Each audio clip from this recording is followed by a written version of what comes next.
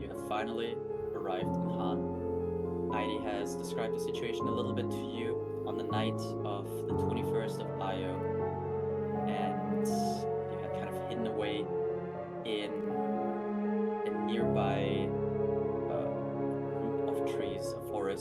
might say.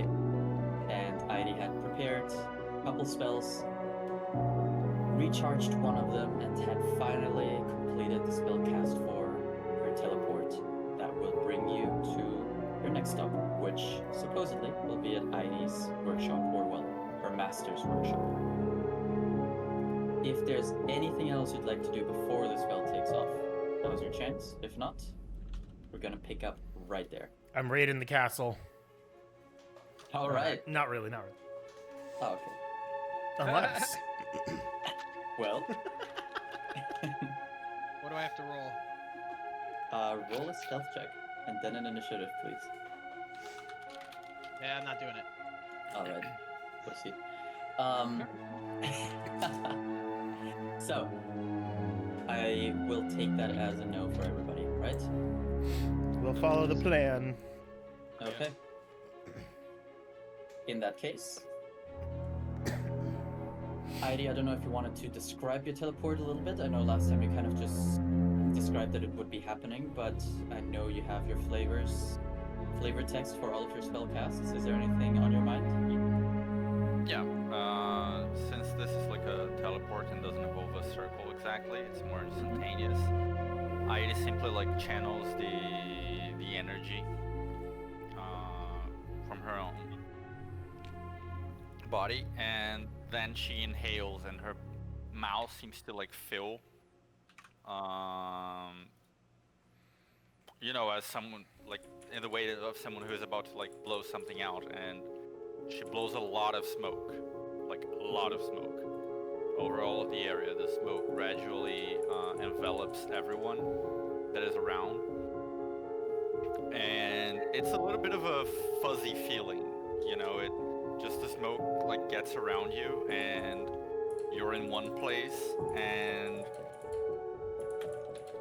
the sounds and every other sensation that is from that place seem to vanish, and then the smoke begins to dissipate and you're simply somewhere else. It's very seamless. It's not like you're walking like through a veil or something like that. The smoke just simply does that. So as the smoke envelops everyone, we are in that forest near the keep, and as it dissipates, we are, if everything has gone correctly, like right after the entrance door. Just shut. What in the moral macronazy? What? He's the guy from Hunter x Hunter that has the like blows the smoke with the big pipe. Oh yeah, it's kind of like that. So, as the smoke envelops and hugs everyone in a tight arcane hug, blocking out the silver light of one of Shatrix's moons, Ramiel, you feel yourselves become weightless and incorporeal. And then from one moment to the other, your teleportation completes. Heidi and your whole party is swept out of the night and into the light of Ramiel? No, that's a spell. Defensive magic, wisdom saving throw, everyone. What? I'll need a wisdom saving throw from everybody. Oh. Motherfucker. Cool.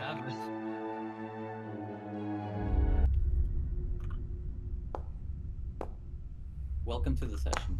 Oh, my foundry is lagging like a motherfucker. Not bad. Did you get Yuki. advantage on these from the moon at all? Q Yuki saying that it's my fault. Should have had wired internet. No, there is currently no light of the moon here. Ah. You're indoors somewhere. Oh wait, but we Miss- all get Jax's aura because we're next. Yep. Yep. Oh, true. It's a +5, right? Yep. Okay, Mhm. so that's a 19 for me. Okay. One. In one. that case, that is a success on everyone's behalf. And for those of you proficient in Arcana, I'm gonna say, for a brief moment, you felt your bodies stiffen, as though a spell was attempting to grab a hold of your person, but you shook it off. Can I immediately look around? Definitely. You look around, Feeling that. and I assume all of you will look around almost immediately, and out of the corner of your eyes, you see peeking up a set of stairs, an older, Yet still standing tall and strong, red-skinned Oni. Long, messy white hair that is kept together in an unorganized ponytail, and one long, pointed red horn grown from his right temple. That individual is a familiar sight only to you, Airi, and his expression is one of wonder and surprise. That then turns into shock as he begins to piece the puzzle together in his head about who is standing in his workshop. Airi! Your friends, I presume. One moment, please. And you see your old master step into the dim light of this room that you're in, Airi, kind of raising his right hand, upon which all of you can see this beautiful and intricate tattoo on his arm as well. That kind of resembles a lot of different but elegant and beautiful aged trees that are growing up his arm. At some point, probably far larger than Airi's. At this point, maybe comparable in size, probably still a little bit larger than hers, but you can see the resemblance between these two. And as he raises this arm, you all see a silver light from his palm that seems to envelop the entire room for a moment and begins to calm down the magical energy that is thrumming all around you. And it settles. Apologies to all of you, but one cannot be careful enough these days in Han. Turns to look at you, Airi. I am very happy to see you, and see you well. Do I sense a larger crest on you, dear? Heidi kind of like for one moment is a little she's a little delayed in having a reaction. Just but before doing anything else, she immediately like drops to the ground and kneels and bows before him. And it's not the first time in the game that Heidi has like bowed before a figure of authority, but and it did look like very elegant and respectful to the other ones, like Tasha or Nine Dream or other people, but the way that she bows before her master is much more reverent and like careful, you know, meticulous and very proper. It's a kind of like reverence that she has not shown to any of the other like important state figures or you know demigods or whatever that have been in her presence before.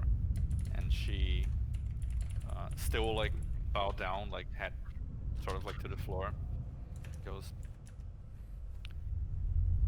Master, I have returned, and it fills my heart with joy to see you in good health.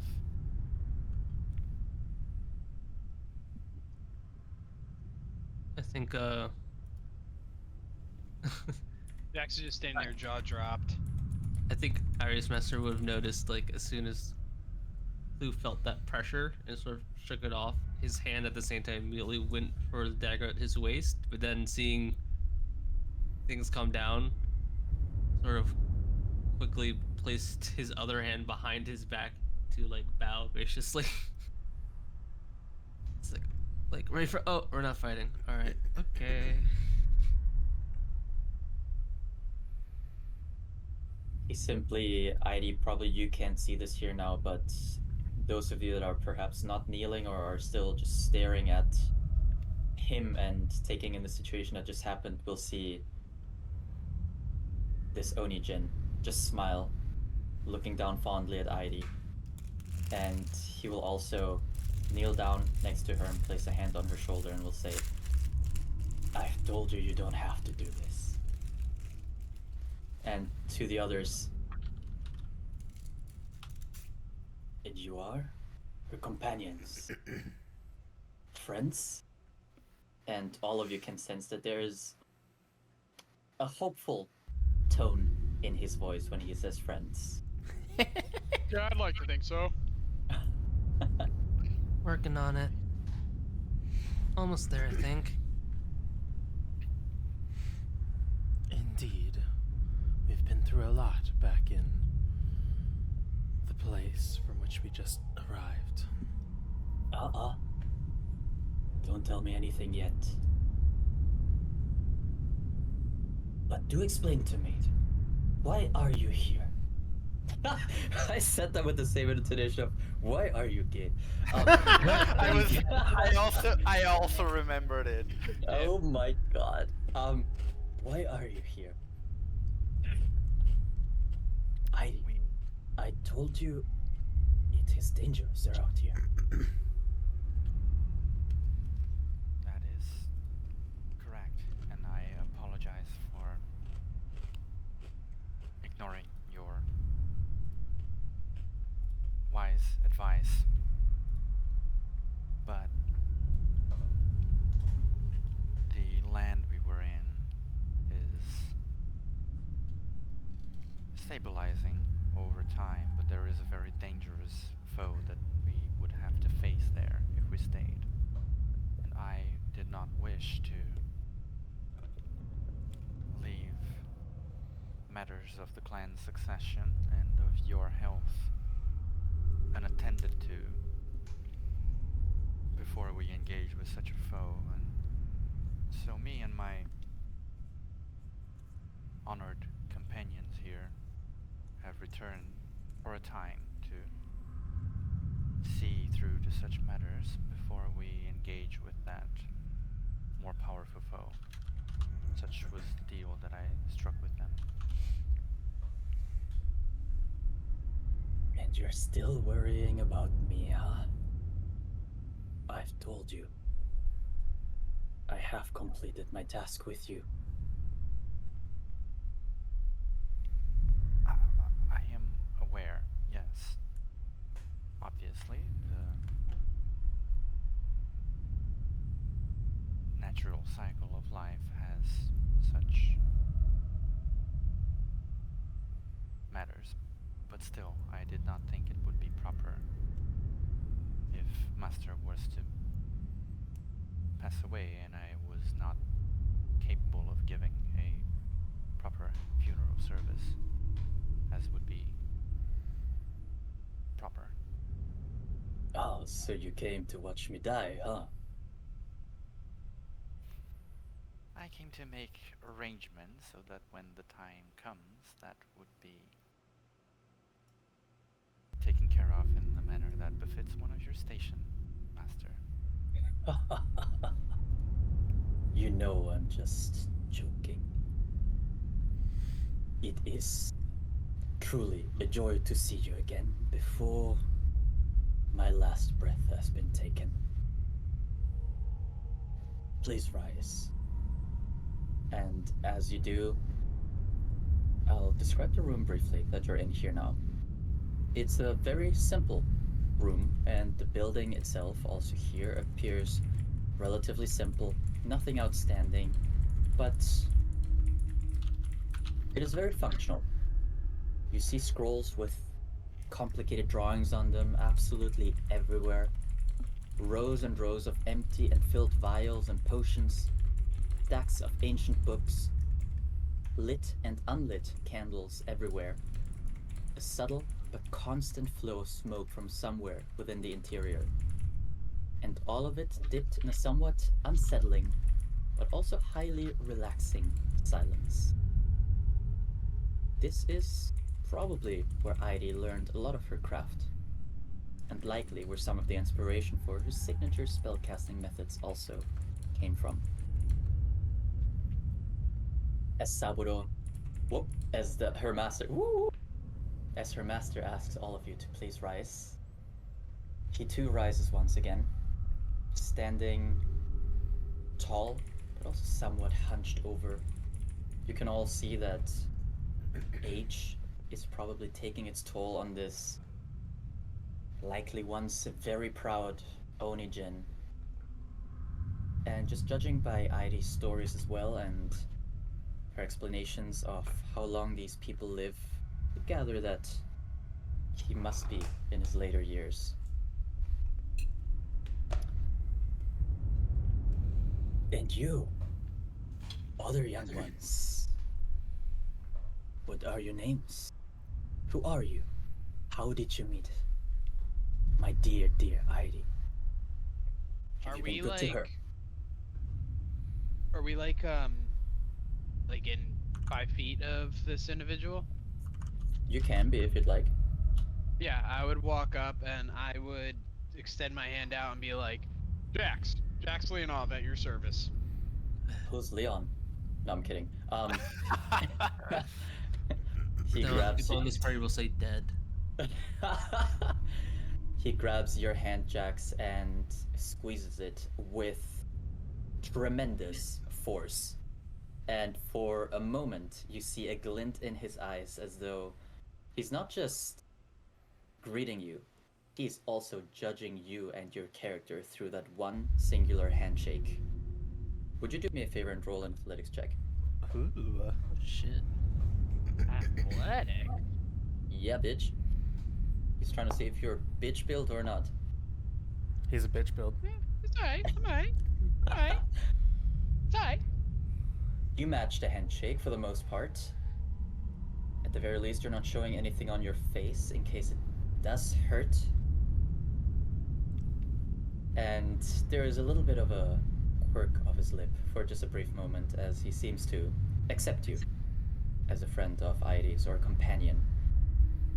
And he pulls away from your hand. For a moment there, you do feel a light sting in your hand as you subtly shake your hand a little bit and move your fingers just to make sure nothing's broken. And he says, "Nice to meet you, Jax Leonov." Looks at the other two. I'm Malachi. Looking for- It's a pleasure to meet the one who has taught Heidi such fantastic spell work. Tilts his head, also reaches out a hand to greet you. Malachi had been bowing slightly, but then he'll straighten up and proffer. I assume he's reaching out with his right hand. Yes. So then Malachi will match with the shadow arm. He'll just raise an eyebrow at that shadow arm. A gift from Will my show own no master. fear. He just nods at that. And I'll have an athletics check from you as well. He was ready. What the hell? Okay, you match her master's handshake more than appropriately. Probably pressing a little bit harder than you intended. And those of you that don't know him will not notice this, but Heidi, you see there is a faint tick under his right eye that you have seen in the past. There is a little bit of pain mixed with annoyance at the fact that he has to accept and deal with pain also. But it's there, and you know it, you notice it, but he doesn't pull away. He holds the handshake, maintains it, maintains eye contact all throughout, and then pulls away. It is nice to meet you too. And who's the little one? Remembering Clue looks like a girl right now. Hello. I go by Clue, but my original name is Tsukikage Inari. You can call me whatever you'd like. And Clue will do a polite bow again. Since you are a girl, he will not reach for the handshake, but instead will also bow a little bit.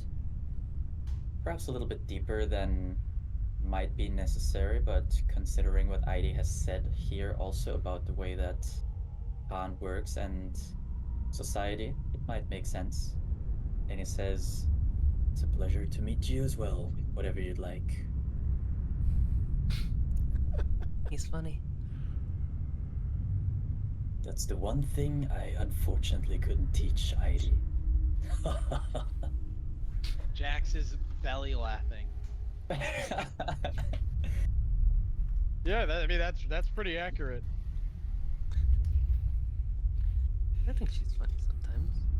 My sense of Each- humor would be very wasted on you simpletons. But regardless, Master, would you like some tea? I would love some tea. I haven't had tea as tasty as yours in. How long have you been gone for, dear? Well, assuming time flows similarly in this plane, which I believe it does, it should have been 2 months, 3 months, something along those lines. 3 months only. Give me an insight check, ID.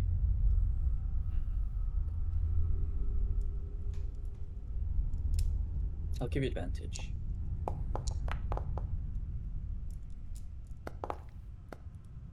Nope. Yee! You know this man so well, ID. There is a little bit of perhaps attempted an attempted whoa, English? There is an attempt at disguising his confusion as you describe how long it has been. And you have the feeling that perhaps his age has been catching up with him a little bit faster than he would like to admit, even. But you do realize, Heidi, that the master that you had left behind, the master that kind of raised you and taught you much of what you know, is getting older. His days are not quite yet numbered, but his story is certainly getting to a close. Only a few months. It has felt like forever. Yes, from my perspective as well. Well, I have been through much by now. And as she is saying this, the other ID, the clone, kind of like walks past them, saying like, "Well, I will be tending to the tea in the meanwhile." He just nods at her and then turns to you and points back at her with a thumb and says, "That's a neat trick you learned. Not one of mine, huh?" Oh, indeed it wasn't. I came across an opponent who had produced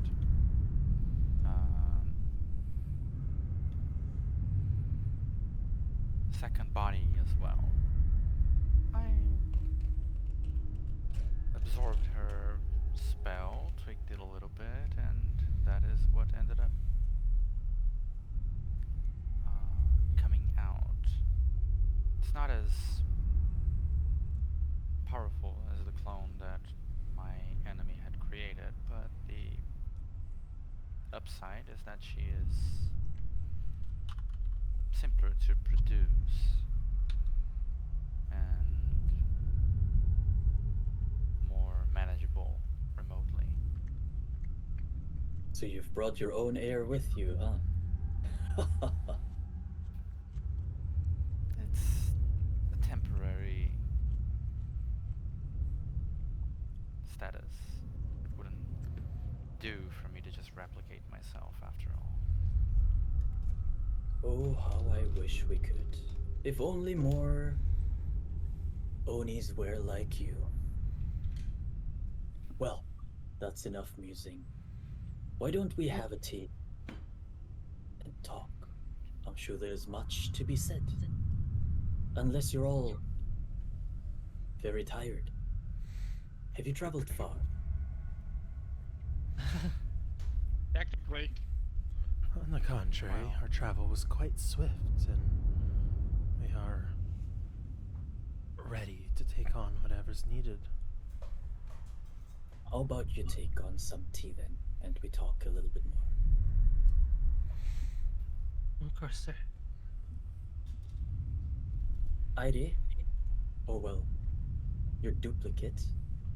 You know where the things are. Why don't you prepare an iced tea for all of us? And to all of you newcomers, I am Saburo. Once ID's master, although she refuses to call me anything else, but my days as her master are numbered, and I can sense that the student has now overtaken the master. Smiles at you proudly. Wow. Why don't you guide the guests toward tea room? Of course. And as the second ID is already headed to the area where all of the tea implements are stored and begins brewing it very well, she begins preparing it because, you know, Japanese tea ceremony, the tea is like brewed like in front of you. It's a whole thing. The other ID will indeed like lead all of the guests to essentially like this little side room in the workshop where there is a small arrangement for a tea ceremony. In the traditional way, like it's a very low table where you have to sort of like sit on the floor itself. It's also very peaceful, but while Heidi is leading everyone there, you can sort of see that she is looking at everything else in the very traditional way of someone who is like visiting home after a little bit of time. You know, like taking stock of where everything is, if something of things that has changed, or just looking at things with an expression of like nostalgia, because even though it's been only 3 months, like it's been a very eventful 3 months. It has been a while. Also, I'm Yeah. going to post in the... Sorry, continue, but I'm going to post in the... Where is it? In-game notes and images. An image of Master Saburo. Is Continue. is Saburo following us to the team room, or did it seem like he was going to join us a little bit? He will follow you all as well. For those of you that might perhaps be taking a look at him as he's following you, and ID, you might also notice this. His steps are a little bit heavier, his movement a little more sluggish than it used to be. His hands are folded behind his back, almost as if trying to kind of keep his chest and back straight and walk as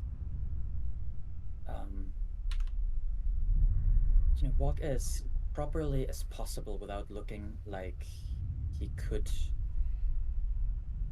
be ready for a retirement home. But Ida, you see the signs. Time has not been kind to him as of late.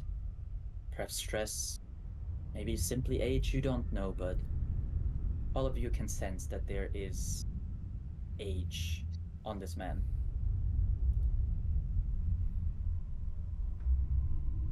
But he will follow. Slowly, in his own way, but following, listening to whatever chatter you all have, and perhaps just taking in the sudden, unexpected company that he now has. I think if there's any art inside the call it a manor? I don't know what to call it. This is a workshop. Workshop. Yeah. If there's any type of art within the workshop, I think it would probably have a little distraction, we'll say. I will throw that over to the mistress herself. Do you believe there's any artwork that is of note in here? No, it seems like a very practical place.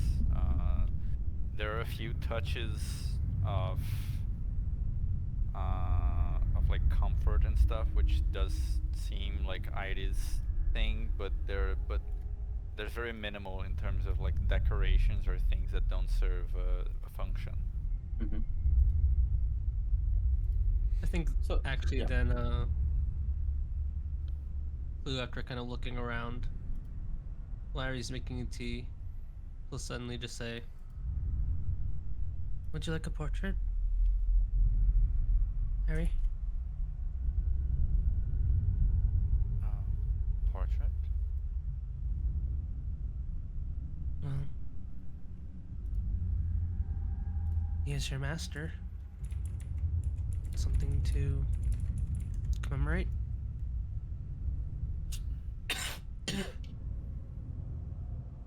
Well, she looks at him,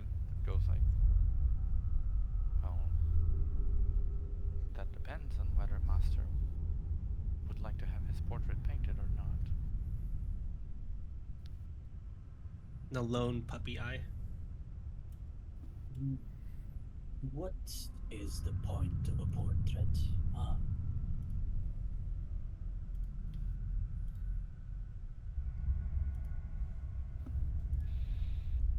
I believe it is meant as a way of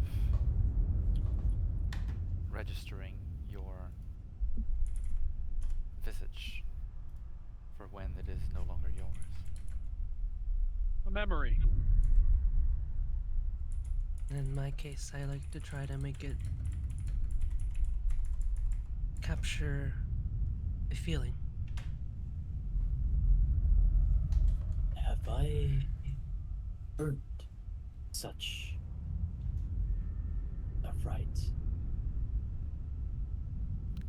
Isn't that perhaps too much for someone such as myself? Sir, if I may speak freely. The equivalent of Mikasa Sukasa, but in Hanish. Yeah. Who kind of glances at Ari for a moment, gives a small smile. You perhaps raised is the wrong word, but you help guide someone very talented and amazing, and someone filled with a self of honor that was so important. She tore through the realms to come see you.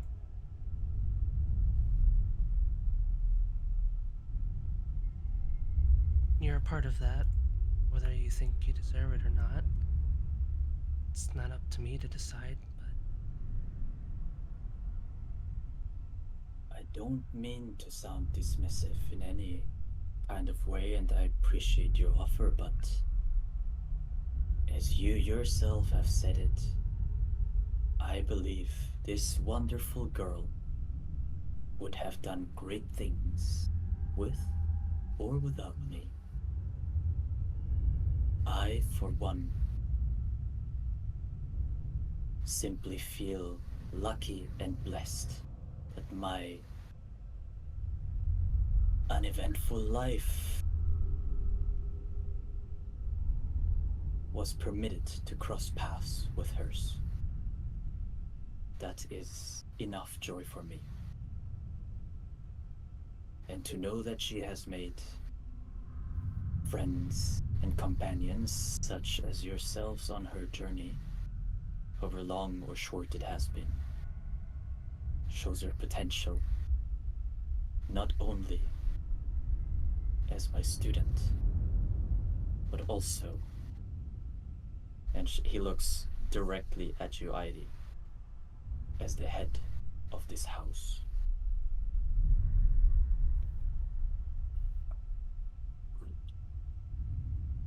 I think it's almost visibly apparent that Clue wants to say more, but almost physically bites his tongue and nods.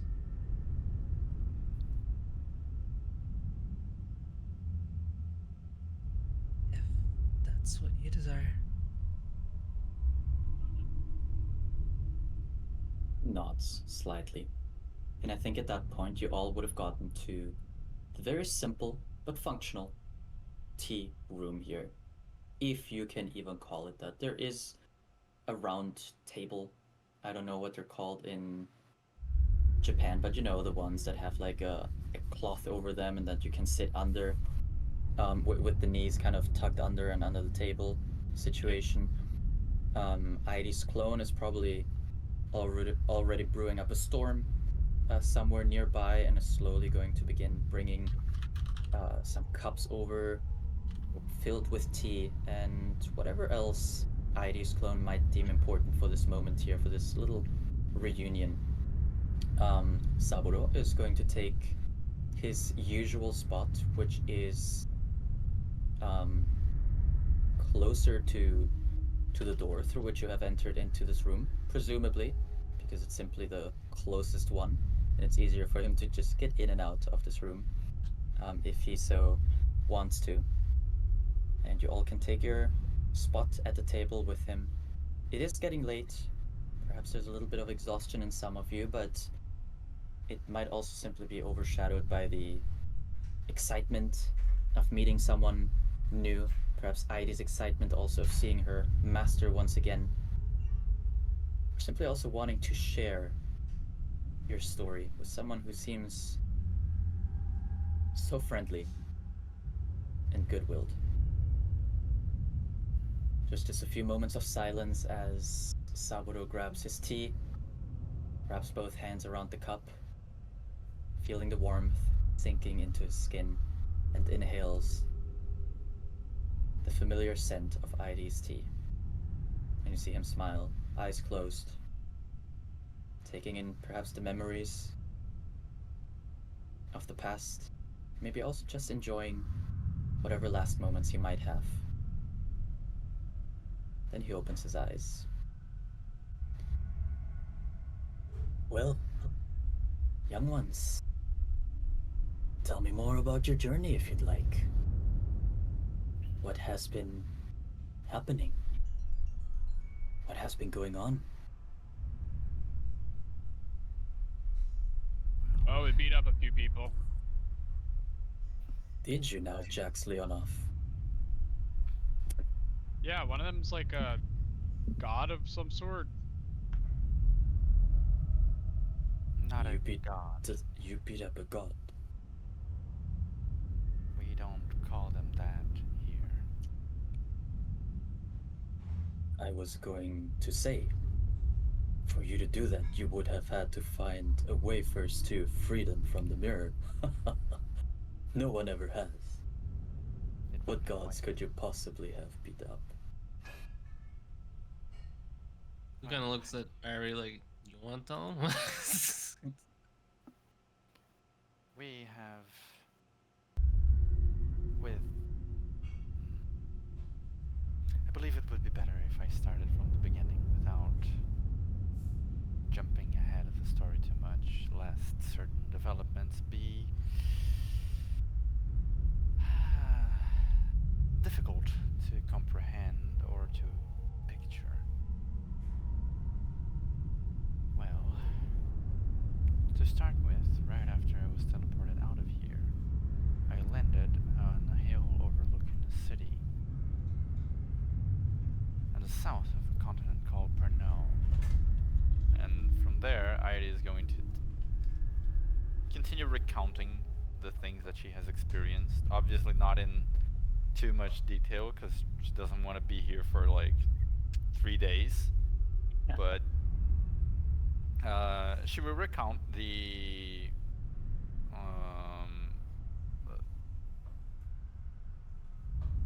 important things, and also like the things of most note, especially the different kinds of magic she has seen and learned over all of those travels. She will, in certain spots where where I like objectively did some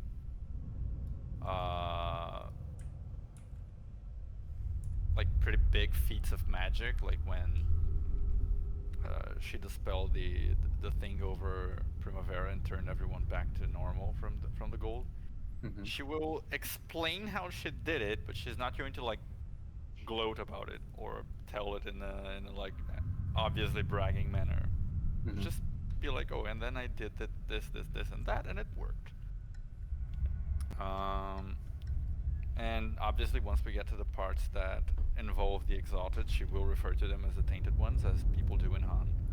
Mhm. And very carefully mention them and go like, yes, we like worked alongside them because we had goals in common, but it was a temporary alliance and a product of the circumstances. And she will also explain that at some point she received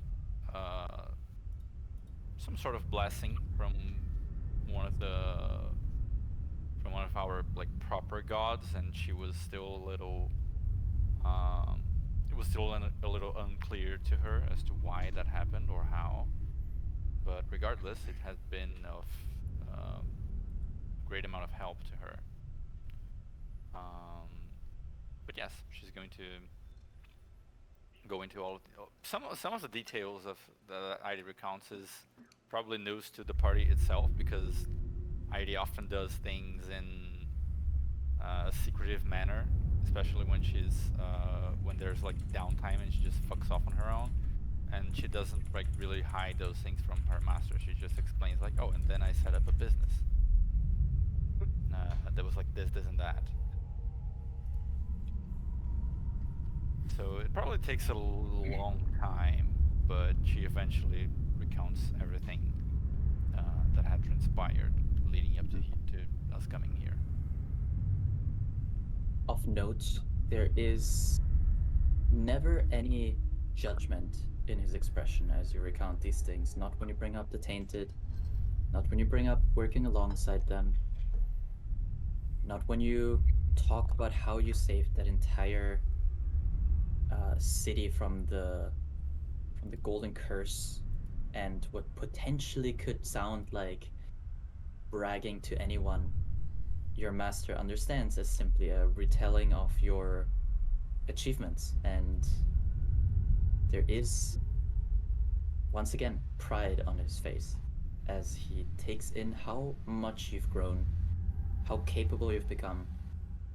And I assume you also include your party in these stories and recount moments that perhaps to you are, I don't know, I don't want to put words in your mouth, but perhaps to you are simply instances or moments that you spend with each other, and maybe you don't put too much value on them necessarily, but to him, all of these things and all of these moments that you've spent together, they mean a lot, and you can see that on his face. It means a lot to him to know that you are not alone. It is probably, how long do you think would you have been talking? More than an By hour. the time? More than an hour. Okay. I'd say it is probably about midnight, maybe 1 a.m. by the time you finally stop talking. Round 2 of the tea has been brought in already. Maybe even round 3, who knows? Yeah, at some point, Tanaka like materializes from his pile of bone self and goes like, Uh-huh. would you like the usual cake, mistress? She's like, well, we have ingredients on our bag, so yes, make some.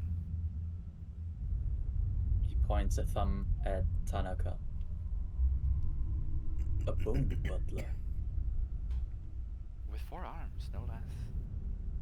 You've always had impeccable taste. Did she not explain that was the assassin that tried to kill her? I'm sure Yeah. she mentioned it at some point. But then when it materialized, it was like, huh. Yeah, She's no, just I really just, I just different. wanted, Different to see just it. curious if if he made that connection or not, or he's just like, huh. So he's like, so she really did bring him with her, huh? Yeah. Truly, keep your enemies close.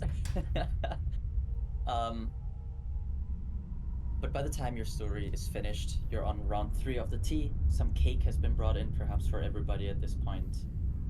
And Saburo has one more sip of the tea and says, "A wonderful story. Truly, truly wonderful. And you have all accomplished that together." I assume you might have mentioned some of the party members that have been with you. Where the Yeah, wait, where's Akuta? She's not here, right? Did we leave I her? remembered her, and I was like, I think it would be nice to pretend she just like, but yeah, no, she is with us. I just didn't want to interject with her again. But yes, Yeah. to backtrack a little, she would have also very politely introduced herself to him, very properly. You know, Would she she have knows. insisted on a handshake? No, absolutely not.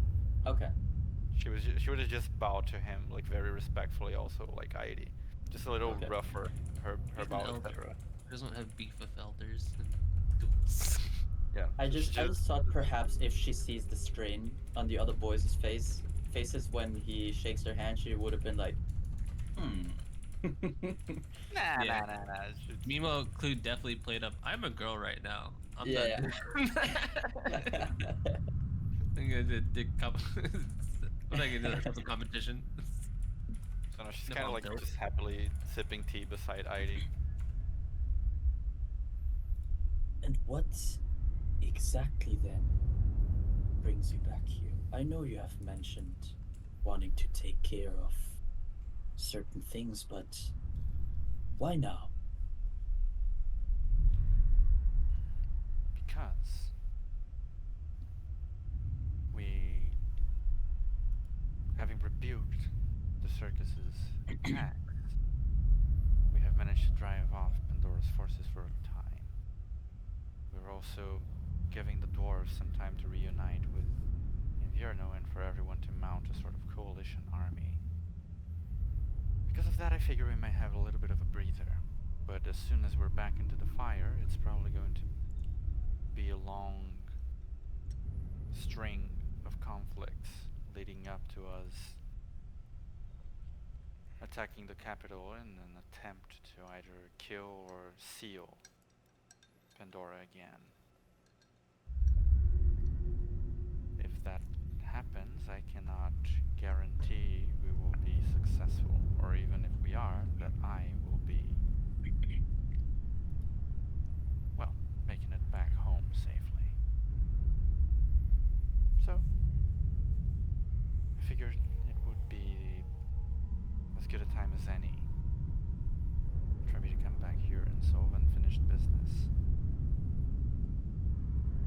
There's a little bit of worry on his face as you express these thoughts and feelings to him.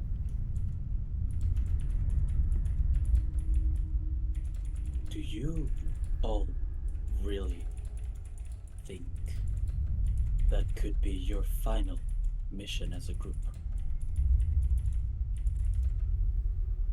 Is the threat that large? As I understand, he is in a prison of sorts, right? Can his powers within that prison truly be that overwhelming? He is imprisoned, but he also wields great control over the space, and he's trying to break out to return to Shatrix. He already managed to bring back one of his lieutenants into his prison to confront us and try and destroy our opposition. And why do the Tainted not deal with this themselves? A very good question. They kind of helped a little bit. So But this seems like a problem that is far beyond what any, normal folk should deal with. I don't know, but yeah, it's fine. Didn't they establish themselves as what they like to call the new gods of this age? Didn't they claim the spot at the top of this new food chain of power?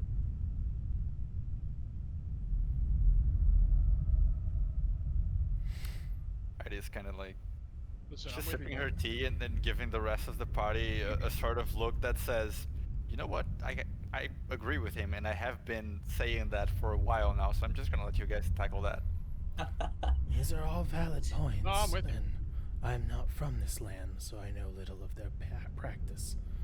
But I do know that deities tend to send mortals to do their dirty work. Seems Shatrixes are no different. I'd love to have a word with them, but perhaps not anymore. So Yes. oh, go ahead. You go. So similar to Malachi, I don't really come from a land with exalted, as far as I know. Maybe one. Tainted. Never met her. You can call them tainted. Sure. Get used to doing that. You don't have to do it when we're out near other people. Sure, the tainted. I know of maybe one in my land. Maybe. I've never met her. Where are you from, little lady? Asogo or Mikoku from most people. Ah, I understand. We don't really rely on tainted ones or anyone to do stuff like that. We just do it ourselves. And you really shouldn't rely on them. Right now, and he kind of shakes his tea a little bit, kind of pointing off into the distance. Right now, they're preparing for some stupid, unnecessary celebration of their greatness, and all of Shatrix, except us level-headed ones here in Han, are preparing for that event. Pointless, truly. They're distracted by it, instead of dealing with that looming danger that you are describing to me. They're going to celebrate.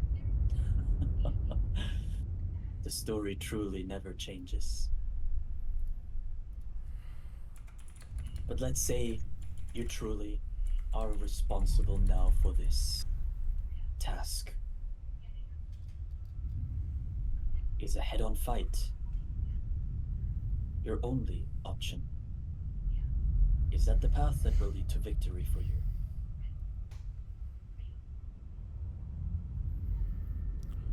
It will hardly be head on, but the plan right now is to destroy the ties that keep him alive and resurrected within his prison, and then mount an attack that will end him once and for all. So, it is head on in the end, but well prepared. Heidi, I assume you also have described the prison in detail to him and how it works and what you believe thus far might happen to the prison once he is destroyed, right? Yes. Okay.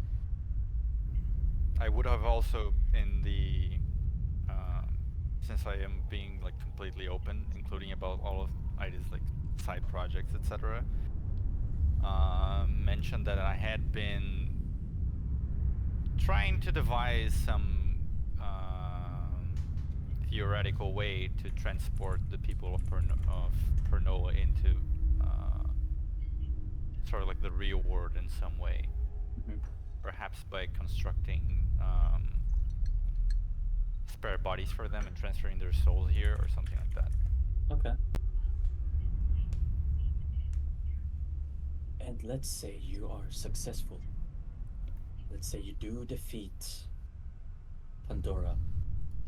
Hopefully once and for all this time. How will you escape the crumbling prison? I know you mentioned Heidi. That you wanted to save the people of the land. Which is noble, of course. But where does that leave you? Will you be able to escape? We just get like ejected.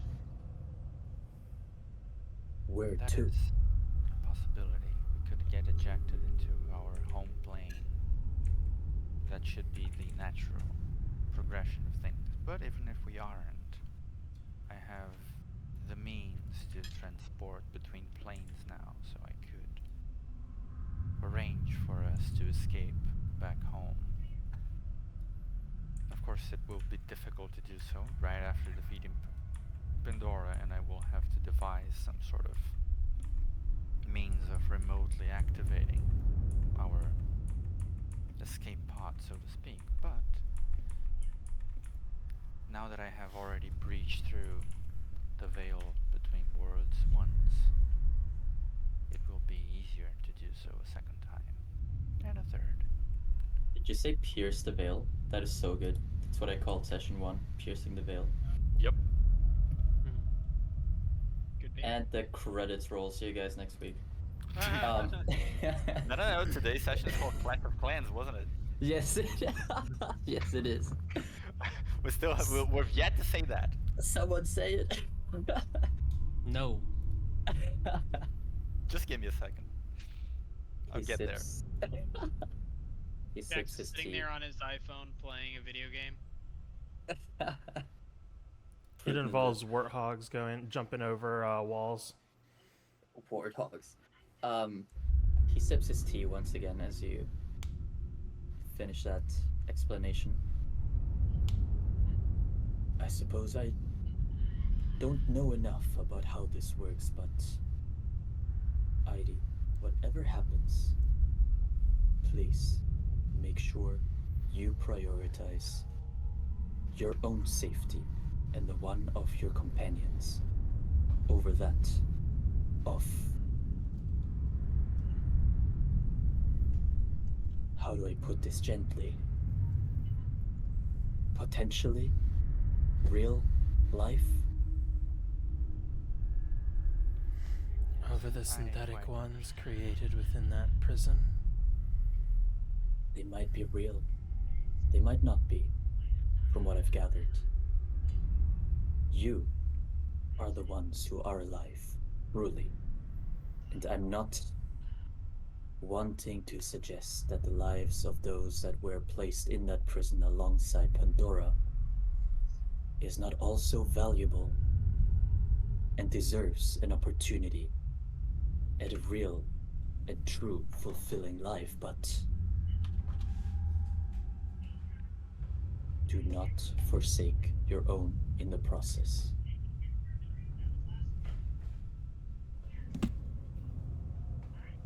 Don't worry. I have my priorities in order. Being ambitious is good, but stretch yourself in too many directions at once, and You snap. correct. It's almost like perhaps that's a phrase that has been said in the past between both of you. Hmm. Maybe it's one he taught you even. Who knows? A way of life in Han, perhaps even. I think the Wow. statement in general causes Clue's eyes to kind of glaze over a little. Malachi nudges him in the ribs and like whispers, That means you too.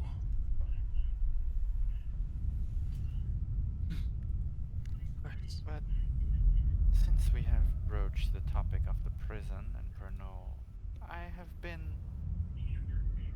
a bit curious as to why exactly I was sent there to begin with.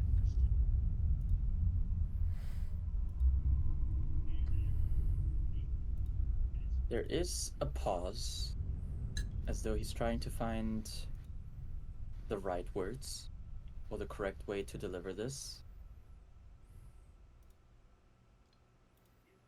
plot convenience. I didn't know where it was going. A voice from the heavens called out to me and said it would be really good for the story.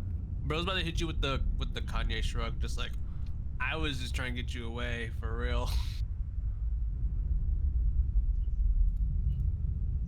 Where exactly I was sending you, admittedly, I did not know. But there was a looming threat that you understand and know of, that I needed to protect you from, Heidi. Even if it was the last thing I did. And trust me, they have come here looking for you, asking me questions. Kind of leaves that phrase hanging for a moment, and Heidi, you can perhaps imagine what exactly he means by that. Who exactly came here and how did they ask those questions? Not in a friendly manner. But Lady Benihana herself came looking for you. She had Any other great, clan? kind of tilts his head at you, Jax. I'm sure Airi must have told you who she is. Yeah, we're clashing with them. You're so stupid. It would Roll seem that a credits. clash of clans is imminent. All right, see you guys next week. No, Roll credits. yeah, he says. But also, I does shoot a look at Jax that says, "Interrupt this man one more time, and I am frying your ass." She is the current head of the Tenjuing clan, which is, at the moment, the leading clan in this region. And Benihana has stretched herself even thinner as of late. Airi, people are beginning to compare her to Empress Tachibana Makoto.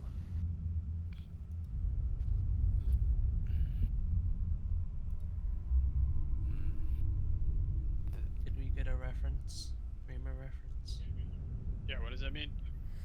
The last one You to saw- unite all of Han, right? Correct. You saw the size of the archipelago when we were transported here, yes? Yes. Pinging the map, look at it. A nice little look at the archipelago. Yes. And for reference, like Han is far larger than like real life Japan. Like several times larger.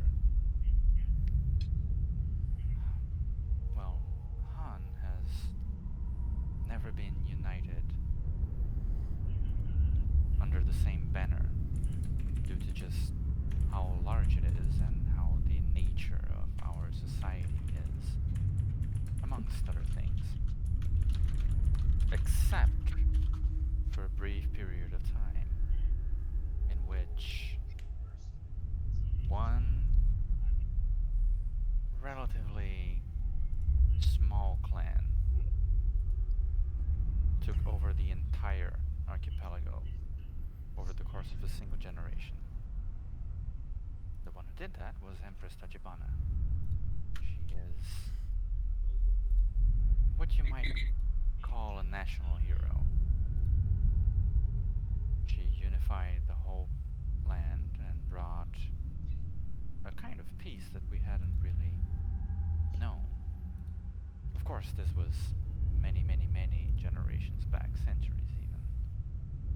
But even to this day, there is a certain kind of harmony that was preserved. She passed away at a rather young age and left no heirs. What she did leave behind was a different political composition than what she had found, because the land was then split between her many vassals. The Tenjoin clan were one of them. And the new configuration that was left after her passing seemed much more stable and less prone to massacres and disasters as the one prior to her was. There are some speculations as to why and how that happened, but regardless, that was who she was. A hero, a champion, someone far above the rest of us, and someone that samurai and mages alike still strive to reach. That people are comparing Benisama to her is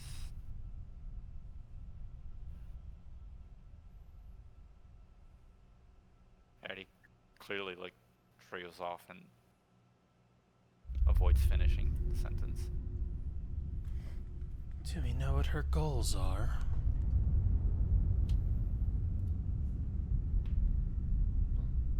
Unify Han, it seems, but to what end? Complete Vanity? control, I would assume. Has she managed to conquer the other territories in the region already? The Date clan and the Inazuma clan? No one can card the Inazuma clan. Maybe King War.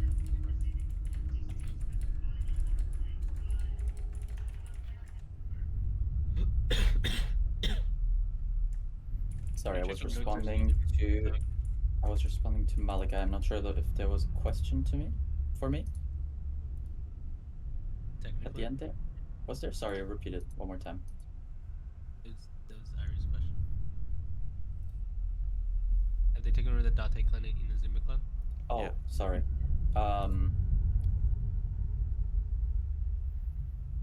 Taken over is a big statement, but they certainly have, as of late, bound themselves to her.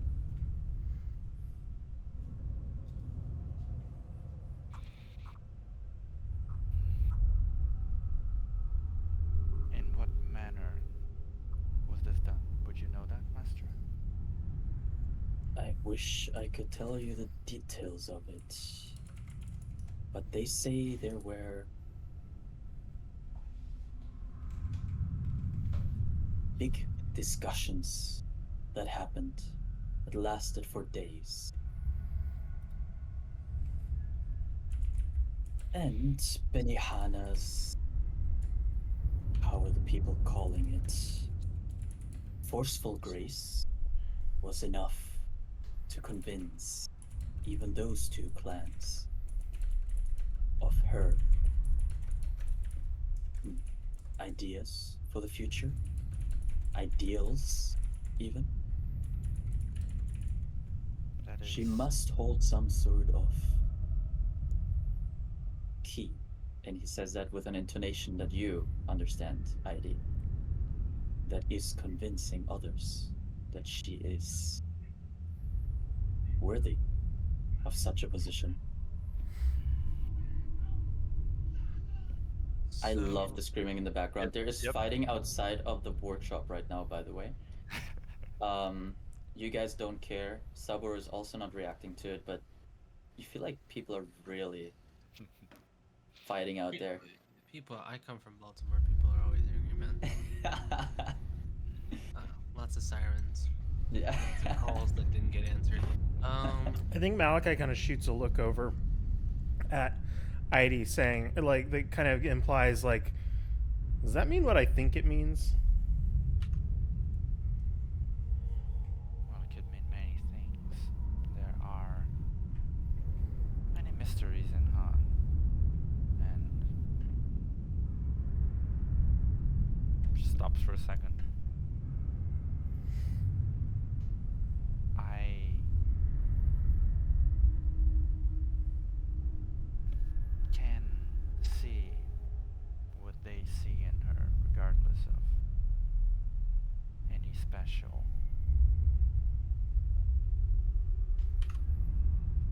assets she might have acquired. Do your gods interfere with any sort of, well, conquering the whole archipelago seems quite the task. Is it something Monumental they care one. for, or is it something they largely ignore? I forgot you weren't there for the little history lesson. The gods of our land have been imprisoned by the Tainted Ones a while ago. They reside, all three of them, trapped on the other side of Amaterasu Omikami no Mikoto's. Say that one more time. Amaterasu Omikami no Mikoto. Wasn't for me. I just like you the way you say it. Turn that into a rap. Gotta voodoo, giddy voodoo. With a Portuguese accent, please. Fuck. Now you got me, you dog. Can't do it. Yeah, Not on command. Amaterasu, Mikami no Mikoto. Probably like Oh that. my wait, that was actually pretty solid. Who's this new JoJo character? Wait, I like. Jotaro. What does that Actually, mean? It might just be. There's what?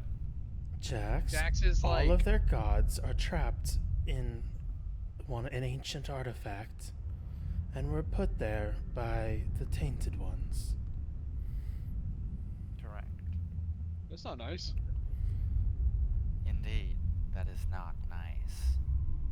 Anyway, they do not have a direct presence, but they still make themselves present, if that makes sense.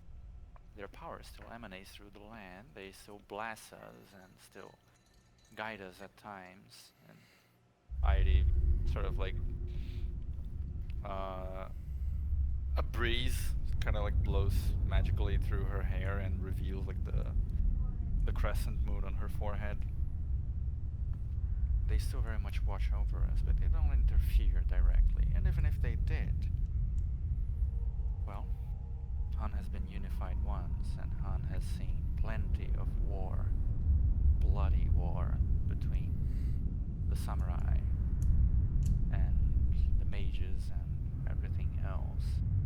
Entire bloodlines have been extinguished in some of those wars.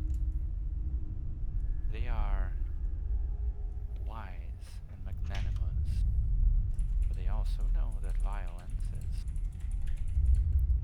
innate to our condition. I do not think they would interfere. If anything, there are those who believe that Empress Tachibana had the blessings of Amaterasu herself, our Heavenly Lady. Because otherwise, how could she have united the whole country in but 10 years? Question for you, just a reminder for me. Your crescent moon is relatively new, right? Yes, Yeah. So it is technically, because I like to treat all of these as like little visual representations of like Ida's abilities. Like the crescent moon itself is not a permanent thing. Mhm. It's the mark of Ida's contingency, which casts Cure Wounds on her. Mhm. Cure Wounds being like the spell that she received from the goddess's connection, essentially. So it's Right, right. it kind of you know, Tsunada's like little gem on her forehead. Yes, yes. It's essentially the same principle. If she gets hurt, that thing begins expanding and heals her body. Love that. Sonata needs to be represented more. Yep. For those of you proficient in insight, as ID reveals that, there is a quick but fleeting moment of an expression of surprise on Saburo's expression. An expression of surprise on Saburo's face. There we go. Sorry. Yeah. Go on. Yep. Nope. Surprise expression. I double dipped in that expression. But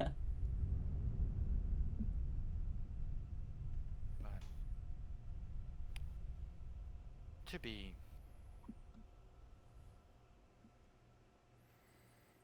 well, to return to our previous point, yes, even if she were to expand her reach towards the entire archipelago, that would not necessarily be something our gods would be either inclined or even in a position to intervene necessarily. As for what she could have, that is convincing other clans to stand with her, even a clan such as the Inazuma, who have been non-hostile rivals to them for She's generations found one now. of the 3 sacred treasures, hasn't she? It is possible, but we should not jump to conclusions. You're right. We shouldn't, but it seems as though many people in this land are. Well, that doesn't Usually necessarily. worse. Hmm. It's usually a worst case scenario with us. But the good news is that isn't necessarily a problem, or at least not one that we have to entirely solve. She, Ida, turns to her master with a bit of a guilty expression, I would say. Well, I must be completely honest, master. I have not only come here for the sake of your health or of the succession line, but also to seek the truth of what had happened to me before I became a Matsvoka. Could I just have people's passive insights? Does it say that on the sheet? Yeah, it's on the right side. Like, so you look at your skills. The plus Yep. 7, the right one to the right is your passive. Skills plus 7. I don't see that, but Sorry, okay. sorry. Like that's Malachi. So like, you just look at your Yeah. skills. It shows your modifier, which is the plus, Oh, and then yeah, to the yeah. right of the modifier, unbolded is the passive version of that. Oh, 10. Yep, even. 10, okay. Yeah, sorry. 9 till next level. Will that be insane? So it's only 13. Okay, 17. okay. Queen ID? Is that for me as well? Yep, for everybody. 22. Okay. Malachi and ID. As ID says that, you. Again, for just a moment, this man is quite good at hiding his facial expressions and reactions, and ID, that's something that you might have learned from him as well. It's to keep a constant poker face. There is once again a fleeting expression of like alarm bells as you say that ID, but it passes. I am aware that it is a risky and unnecessary endeavor, largely speaking. But at the same time, if I may plead my case a bit from a logical standpoint, as long as I don't know what happened, there is a possibility that they will continue to hunt me and by extension our clan for years to come.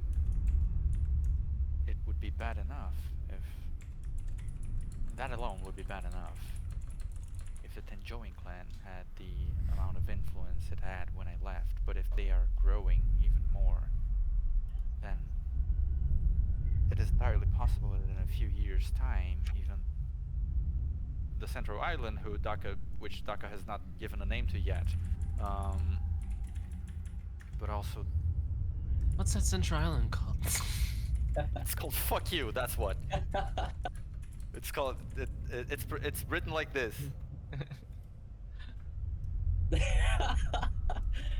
Yep. No, You should it's just- Faku.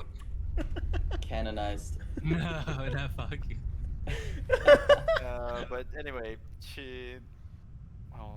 as long as their reach keeps expanding, then those are more places that won't be safe for me and for our family. As long as this matter remains unresolved, and sure, perhaps with time that might become irrelevant, and Benisama might forget about me. But if it's not something that can be easily glossed over like that, then I may remain a wanted person indefinitely. It would be good for us to clear such things up right now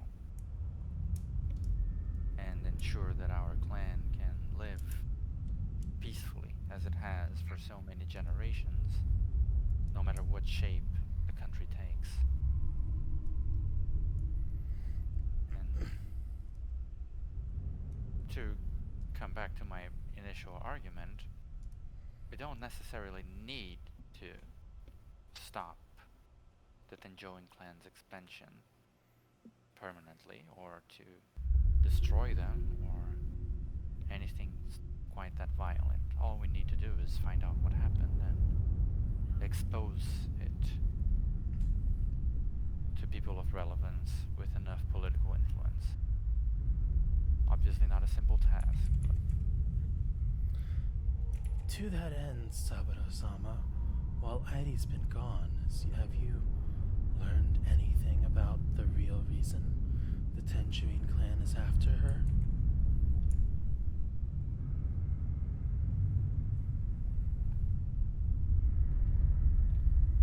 Yes, I have.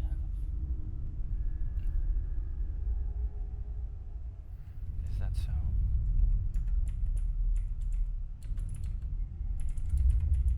Heidi, do you trust these folk with your life?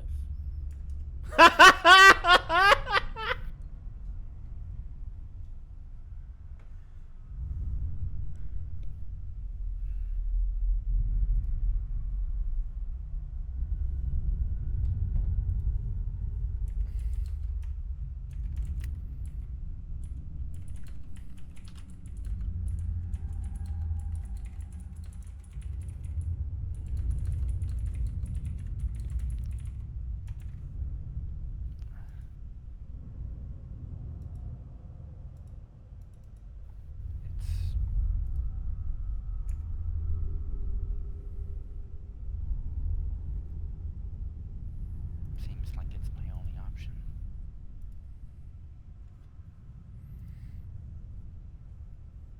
Lou resists the urge to roll his eyes. Saburo sips some tea once again and places the cup down and folds his hands.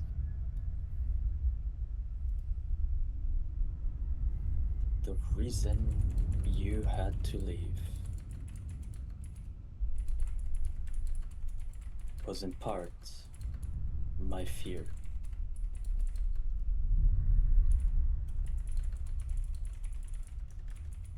When you were with Berihana, she visited a seer.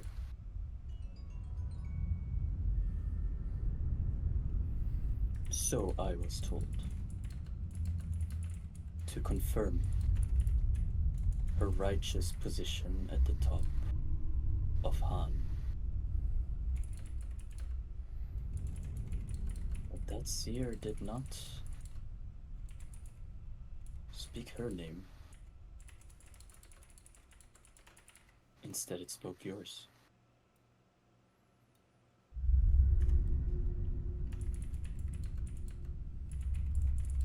And she was outraged, you can imagine.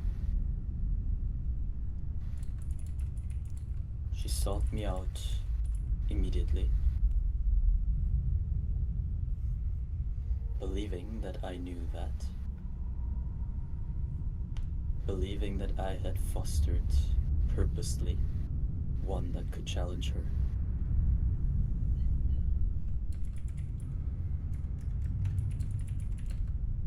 And threatened to completely eliminate my bloodline and crest unless I dealt with you.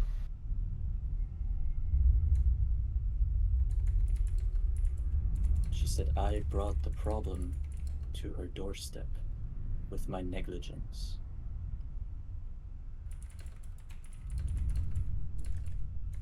And made it my duty to deal with it. You didn't simply escape her. She allowed you to walk. Return to me.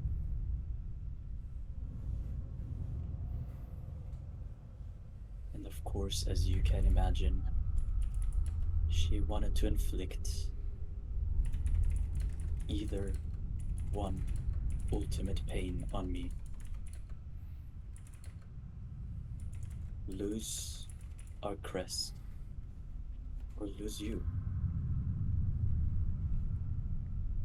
And you I could never lose, Heidi. I spent days upon days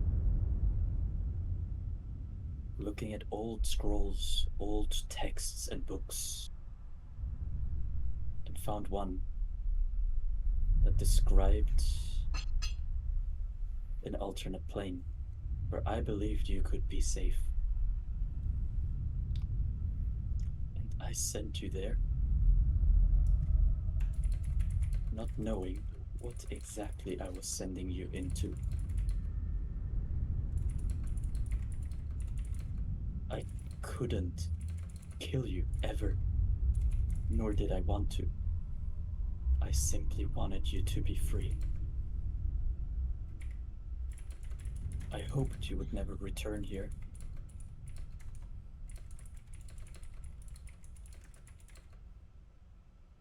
I hoped I would keep you safe from danger.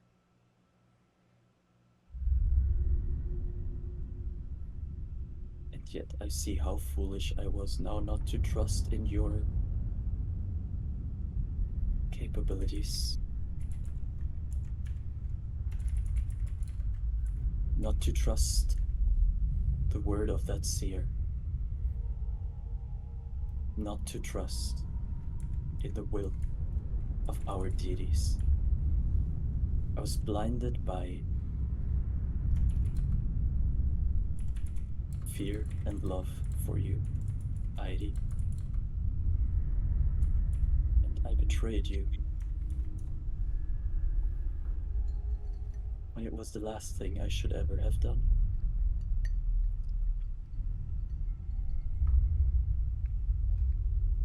I should have talked to you. I should have asked for your advice. You've always been so bright. And yet I thought if only I could get you out of here, it would be my last act as your guardian, ensuring your safety. I am eternally sorry for what I have done to you and what I have put you through. And he will scoot back a little bit and bow to you. Head on the ground. Silently.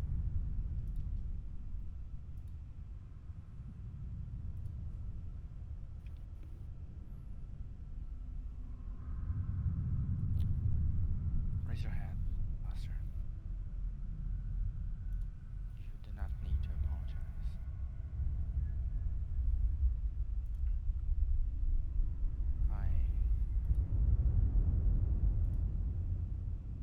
She already raises her hand, which has the arm has the whole crest crawling through it. I don't exactly know what it was, but it seems something in that land or in the things we have been doing has accelerated my growth exponentially. I have acquired power that usually takes entire generations to cultivate. Exactly how... Yes, exactly. It's a leveling system, I know. But, you know, it's not normal. I'm joking. I didn't want to say it out loud not to interrupt, but here we are. My bad. Love doesn't go crazy. If I had not gone there, perhaps I would have lived for years trying to amass the same amount of power as our ancestors and then left it to one more generation as normal. But thanks to you getting me to that place, I have pushed beyond the limits that I had before.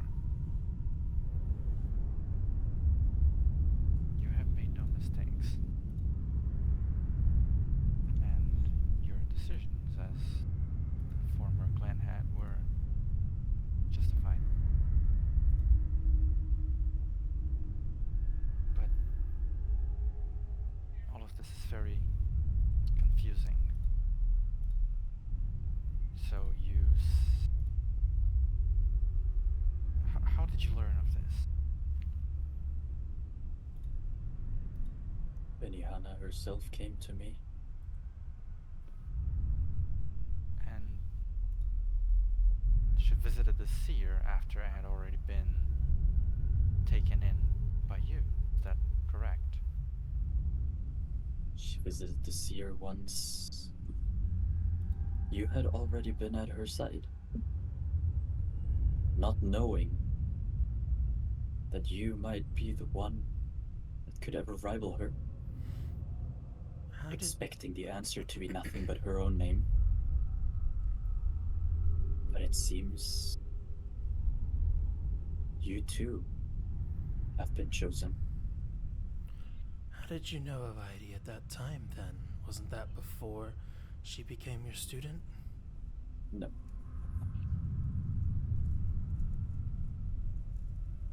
That's not the timeline, right? Student, 2 days video. Benihana. Ida was, yeah. So she Yeah. was Rihanna. she was originally raised at the castle, and then like whatever happened that made her be chased like out. She Mhm. had to like escape, etc. And that's when he took her in. Huh. I was under the impression that she had studied under him, went to the castle, escaped through him. No. Ida had like Okay. no magical knowledge at the time. Okay, let me think. Give me a moment to readjust my brain. We're Sure. rewriting the timeline in real time. My bad. Grip to the It was lore. me, Barry. I checked you off at superhuman speeds. Book her in. Got the name. Yeah, Ida was Yeah. did not have like a last name for most of her life. It was just Ida, Mhm. and then she was accused of something that she's not aware what it was yet. Yeah. Because of that, she was imprisoned, and then she had to escape. And when she was nearly dying, like from starvation, he bumped into her at on the village at the foot of the mountain of the workshop, and took her in and started like preparing her to be his heir as sort of like a deal. Like Mhm. you keep Okay. the family going, and I like keep you alive. I think simple enough then. In that case, she might have heard, imprisoned you, you escaped actively this time rather than being allowed to run, and she caught wind of who picked you up. And he will then say, she visited me once while you were out, asking for you, demanding I turn you in. And I lied to her. Said I didn't know you, didn't know where you were, didn't know what she was talking about. And that seemed enough for the time, I thought. Then I started noticing people around here stalking us, stalking me. And I knew something had to be done. I knew you couldn't be here any longer.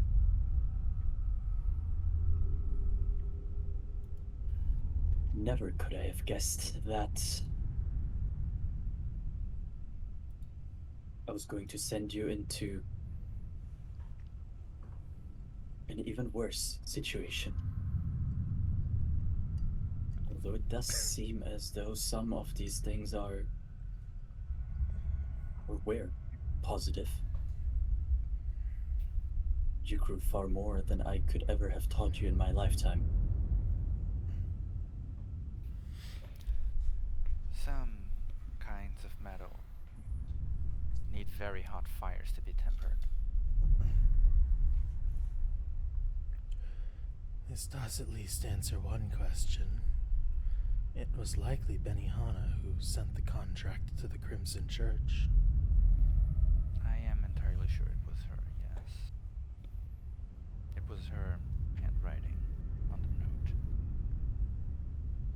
those being the assassins that have been after you.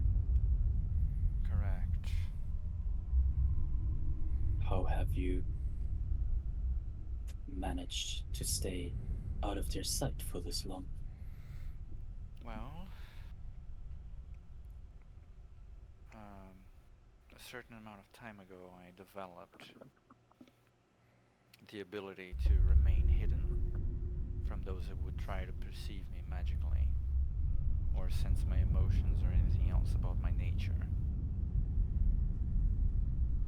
Because of that, I presume they are incapable of tracking me, and, well, magically at least. And to track me physically, they would have a lot of trouble in Pernod getting there to begin with. And they trap you here.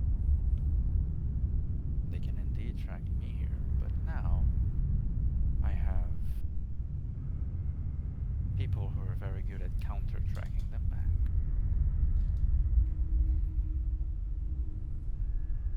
Those tails just sort of look around. To which Heidi kind of like adjusts her posture a bit. That sheds a new light on events. It seems like, well, there are details about the story which are still unknown, and they will need to be uncovered so that we can expose them before the rest of the political society of our country to clear my name properly. To that end, Master, would you know anything about who the seer that Benisama visited was? I do not know her name, but I have heard that Benny Hanna has taken her in as her private seer ever since. I do not know exactly why she did it. Perhaps to prevent any rumors from spreading. Perhaps simply to have the ability to confirm with her at all times whether the answer has changed. But I assume it has not. And I assume that is why she has reached out to assassins. Because you still live. You still stand in her way of true control over Han. And thus the prophecy becomes self-fulfilling. By trying to deal with Heidi, she's going to force Heidi to deal with her. Which she certainly must not have expected.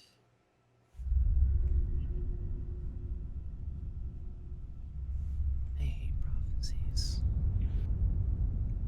Another thing. Master, have you heard of a man called Kawamura Braigo?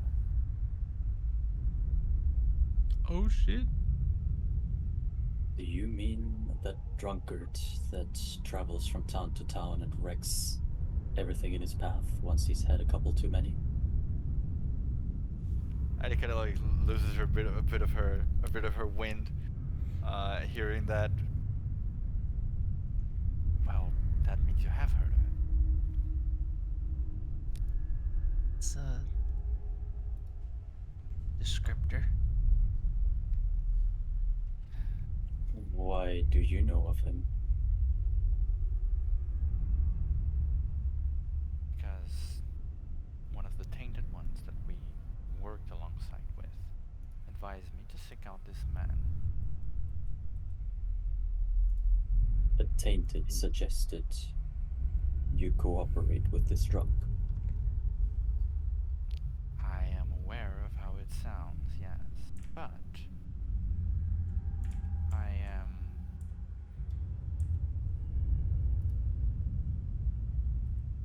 a good judge of character on most days. And though I am not vouching for his character on the whole, at the time we had been collaborating, and I believe he gave me that direction earnestly.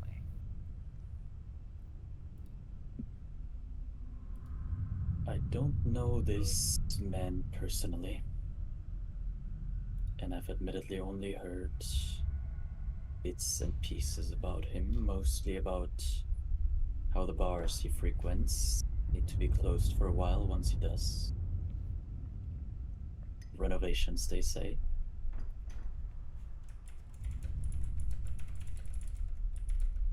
They But- close after the renovations.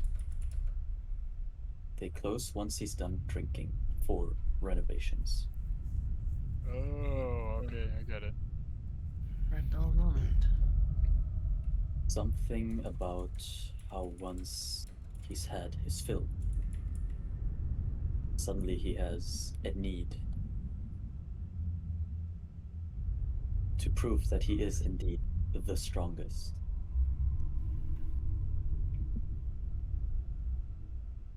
They say you can hear him before you see him.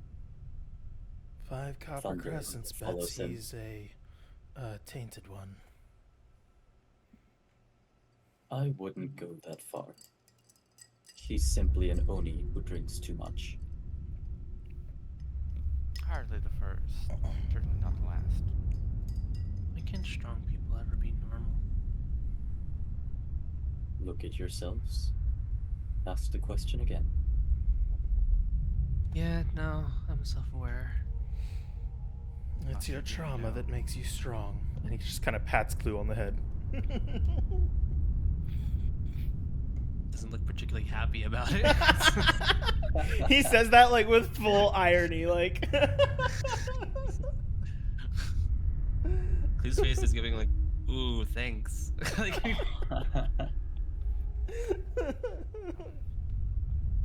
you know where this man was last sighted? Last sighted, not entirely, but last heard, actually not too far from here. Let me pull you all onto a different map here. Ooh. Which Red Actually- light district. Dun, dun, dun, dun, dun, dun, dun, dun, dun, dun, dun, dun, dun. And he will reach for a map of the area that Are you he grabbing me? possesses.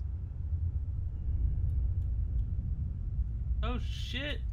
You currently are in the bottom left. loading, loading. Oh, sorry. There we go. Not here. Wow. Okay, how funny would it have been, ID, if I had uploaded the first draft instead? It's just put you here now. Dude, you must. No. I'm gonna post it on the chat. and Please you guys, post it in the you guys chat. pretend that was the first one you saw. I Okay, let me really scroll up. thought of posting the incoming version first, then like uploading it, and then I didn't. Would have been so fucking funny. It would have been so There we go. good. Here. Look at Behold, this shit, please. The Yeah. artistic masterpiece that is the I first was gonna draft. say it's like drawn with crayon. Where is it? Where's this gonna be? I don't see it yet. In-game notes and images. Oh, in-game notes. Okay. Bro hit us with the MS Paint and didn't even erase it all. Legit. Literally, I just ran the eraser a little bit. I was like, that's good enough. Wait, I hold on. saw this. I was like, this is the best Oh. thing ever. Got it. You did a Dude, this masterful reminds me job of turning Nice. that into a proper map. This reminds me of every single time my girlfriend I has like the ever original showed better. me a drawing of like a thing. I think the original looks a little nicer. Yeah, and I told Nico, like, when I played Docs. D&D in real life, that was how all the maps were. Yeah, 100%. Anyway, So you Okay, so- currently are bottom left where the Matsuoka workshop is. So presumably we had originally arrived outside of the gates of the castle. outside of the Mm. gates of Yukigamine. True. it was, Um, What? It was outside of an unspecified castle Mhm. that I didn't recognize, but it Yeah. probably wasn't that one. Oh no, Is it wait, probably, Tenjuing is up there. was not Yeah, this because one, Heidi, yeah. I thought you said Heidi did recognize it. She recognized the banners, and Oh, not the structure itself. It was not. Yeah. It was more of Castle like just Tenjin. like these buildings look familiar. I haven't Mhm. seen these buildings in a long time. As Yeah. in the the construction architecture. and Yeah. Mhm. Okay. Okay. architecture. Yeah. But what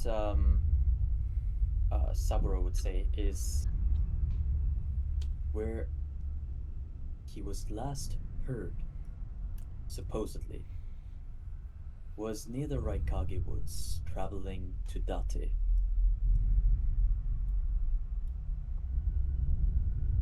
Interesting. His name's Raigo. Raigo it is. Raigo and Raikage Woods. What a guy. He seems to Alright. be quite charismatic and charming. Until he drinks. Well, I guess we'll be the judge. Yes. Well, now that we have the map out, there are some other things I would like to clarify before we begin taking our next steps. As you can see, the largest territory by far is the Denjoing clans, yes? And Yeah. please don't be under the illusion that it is only the land parts. The islands that stretch out to the sea are also under their territory, even ones that are not depicted in the map itself. Now, the Shinozaki clan and the Nojima clans have been their vassals for a very long time. The Lao clan as well, and the Shinagawa clan, though not depicted in the map, has long relinquished their territory and just operate from Castle Tenjoing and other detachments.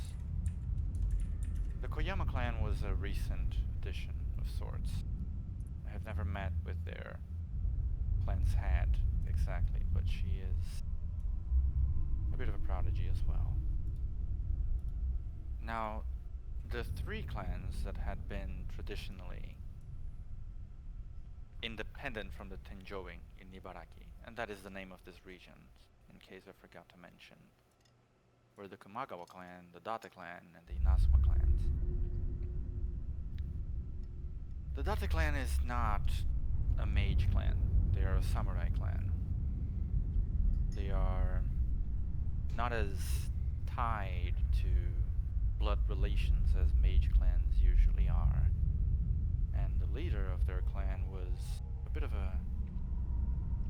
an upright man. He has a bit of a fame of being rigorous with the law. Keeps an iron fist, if you will. As for the other clans, the Komagawa clan is independent because they make their home in the Forest of the Lost. Other clans are not very good at traversing those woods. People get spirited away there with particular frequency. But it does happen to be in a very advantageous position, commercially and otherwise, so they have leveraged that to acquire some influence. As for the Inazuma, they are a clan that is even older than the Tenjoing, and wield a similar level of power, but they were always a few steps behind. It is surprising to me that they have bent the knee, so to speak. To be quite frank, I have my suspicions that perhaps the Inazuma clan's heir could still be persuaded against their allegiance to Benihana-sama. So, Could you assign these to each city, please? For each territory? sorry, what? Could you assign these three ideals to each territory, please? All right, hang on. There's just wait. Let me. Where's the freaking- Confucianism, Taoism, and Okay. legalism. There's a sword right here. Not right now. At some point. Oh my god! Another sword? That is certainly a sword. One of the swords of all time. Hey, let me just. You stop while you're ahead. Yeah, the shaft is a little long, huh? Kind of looks like if you turn your head, it kind of looks like a bazooka. You see it? It's Jesus on his head. Yeah, yep, I see the bazooka. Yep. Kind of looks like the Pope a little bit. True. Alright, get the penis off my screen. My god. Yeah. I ruined this map with this. This map was really nice 5 minutes ago. So the ones that we would be most likely to change our minds is the Inazuma clan. Well, the Inazuma clan and the Date clan seem to have been the most recent additions to the fold. So, as for the Date clan, since they are a samurai clan and their current head is a very strict follower of Bushido, I don't think he would be prone to betraying his vows that easily. But the heiress of the Inazuma clan, I don't know her personally, obviously. I never had enough influence to, but given that her family has, for many generations, tried to be as powerful as the Tenjoin clan, unsuccessfully as they were, I can't imagine she was too happy to go along with Benisama's whims. The Komagawa clan is still a possibility. Master, have they actually swore allegiance to her? Or are they simply going along? The rumors are difficult to decipher. There are some that say that they are fully under control of her, but many others that claim to know the Kumagawa say that that is simply impossible. None could ever truly control them. And their prowess over the forests, which I am inclined to believe might be the truth. I also am inclined to believe so. As I said, the Forest of the Lost is a wonderful place, and they have profited off this position for many generations. As you can see, the exit of the forest is also quite far into Tenjoin territory, so it is in the Tenjoin's interest to have a friendly relationship with them, but if they were to betray them, it would be a very quick shortcut to get us to A Tenjoin. thorn in their side. Tish. Does the Date clan But as a it's- samurai clan recognize the strong? You could potentially convince their leader through a show of strength. And he Looks kind of at like Akuta. literally like glances over at Akuta. Akuta is like munching down on a mochi, and she's My going like- cat! and she Let goes, my cat go, bitch! It's a pretty long trip to see my family from here. I can't really help you out, I think. Oh. Where do you live? Another island. It'll be all the way buttfuck over here, isn't it? Yeah. No, it's not. It's not even in this region. It's in a different island of like, because all of this land portion is like in the northeastern section of the central island of Han. So this is the corner. Yeah, we're kind of like here, and Akuta is going like, no, my family lives like here. Oh fuck. Yeah, which is why she's kind of like, I can't really help you guys because I kind of need to leave like now if I want to get a ride back eventually. She's not even sure if she's coming back, but she's like, well, you know. I kind of wanted to spar with your sister. No, she would mop the floor with you. It's fine. Everyone has such powerful onaisons. Wait, Yeah, you know he like killed like a tree god thing, right? Dragon tree god by himself. Isn't Yes, it? I do. Just Okay. like I don't see what the argument is. Alright, I'm just saying he's stronger than he looks. She, he, they, them. Ugh. Sorry. Arcadus clan is known even in Han for being very devoted practitioners of the sword. If her sister is the current greatest warrior that they have, then, well, nothing that we have done so far would be that impressive to her. Alright. Anyway. So to reiterate, Want the map? Yeah, you can go back to the map. Thank you. if we are thinking about turning some of those vassals against them, then the Inazuma clan might be inclined by virtue of being of their pride as a clan, really. And mind you, this is just speculation. We still need to do more research to ascertain that for a guarantee. The Komagawa clan might be interested in better business proposals, perhaps. They are very shrewd. But also just heading into their territory to speak with them is going to be dangerous in and of itself.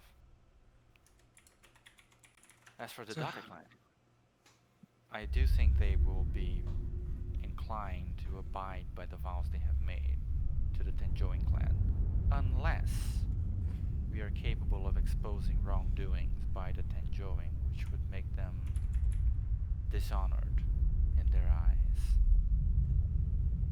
That is what I think would be able to tip the scales for Date Shinichiro. So, how do we get our foot into the door, you think? Obviously, we'll go after Raigo first in the woods. Inuzuma's there. Well, first things first, we need to secure our immediate surroundings. Namely, I need you, she points to Jax, to fly on that dragon of yours, invisibly obviously, and check out two places. The first is the city that is at the foot of this mountain. It's called Kamenjo Village. It's not very large, but we need to check if it's been occupied by soldiers or some other things. The second is near the top of the mountain. There is a gang of mountain bandits that make their home there. I also need you to check if there are soldiers occupying there or any sorts of indications that they have been converted into Tenjoin military somehow. And then, she looks at Clue and Malachi. I will also need you two boys to have a little bit of an eyes on the ground on the mountain itself to see if they have to see if Saburo is shell shocked. Malachi kind of snaps his fingers and assumes his Hanish disguise and winks at Saburo and says, "Boys or girls, we're flexible." Harem no jutsu. Let's go. Clue bows very deeply in like a 90-degree. I'm very sorry to have misled you. I just did not want to shake your hand that tough. He has the most confused boner ever. I'm. He's looking at Malachi. Chill out. Hey, bro. That's look like a teenager. That's Like, probably off age here. I don't know. Yeah, I was gonna say at most Clue looks like a teen at this point. Oh, God. So, Nice. essentially, I sounds want shit. Jax to inspect the settlements that are in and around the mountain on over some stretch of distance, and the two of you to scout out the immediate surroundings of the workshop for spies, scouts, and other people who might be acquiring information on us. Yep, All heads up. all going to plan. I intend on making that gang of mountain bandits into my personal bitches. Sorry for the wording, Master. And as for the village, while I don't mean to be dictatorial about it, I do intend to establish some sort of influence there. It would be practical for us to have a more urban form of conducting operations, if only to serve as communications. Do you intend to do a display of strength or announce your return? That is the fastest way to get the Tenjuans in here in force to try and remove us. I'd be careful of doing anything too visible until we've secured a hold and allies of at least one of the clans. But of course, that is exactly why I intend on sending you to eliminate any scouts and spies and other inconveniences Okay, that's fair. before we make any moves. Yes. The mountain bandits, I believe we can probably secure. They are powerful, obviously, but if it's the four of us, we should probably be able to manage and bring them under heel. They can then serve as a bit of a fighting force for us when the time comes. But regardless, I intend on conducting things in as much secrecy as possible until that is no longer an option. Ideally, if we could only reveal ourselves to her when we already have a degree of influence, it would be better. As it stands, obviously, if she hears that I am here and making moves, we will have the full brunt of the entirety of Ibaraki at our doorsteps. We would be hard-pressed to defeat even Benisama herself. Not to speak of the rest of her forces. Each of those mage clans is led by an individual who is possibly even more powerful than I am on their own right.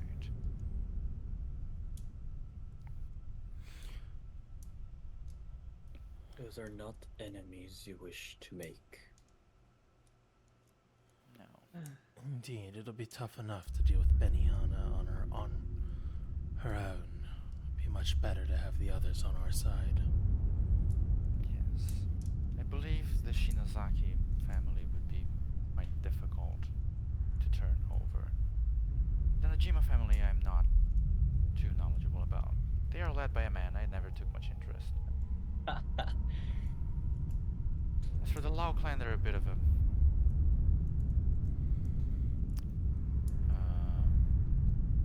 what do you call? Bitches. Bit of a Pushover. question mark even to me. They don't usually leave their turf much. When it is, it's to do violent things on the Tenjoin's behalf, but I don't know what their leader's personality is like. And the Koyama clan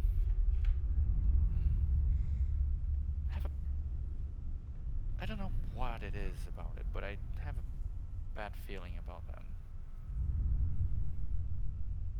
Their forest is mystical, you say? The Forest of the Lost? You mean? Yes. Yes.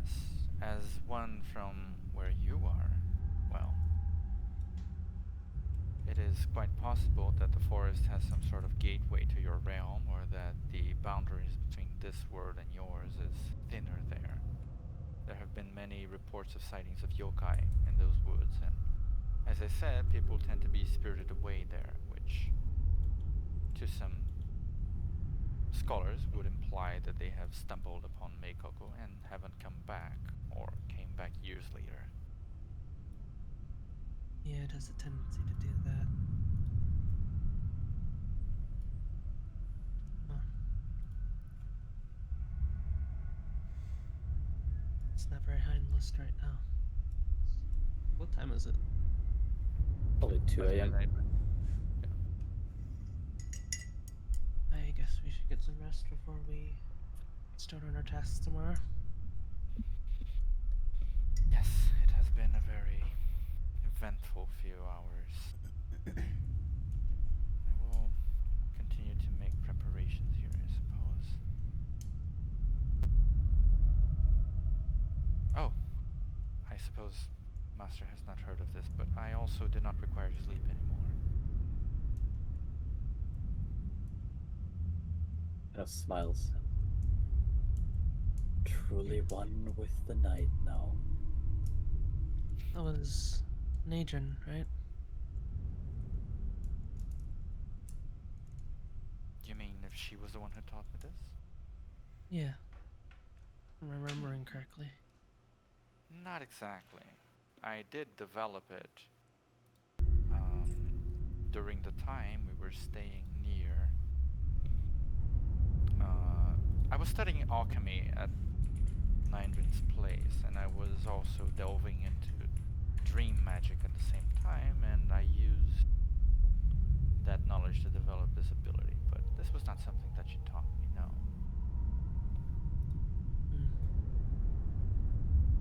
I should check in with her. We're on the outside now. That is true. But maybe once all of this is settled.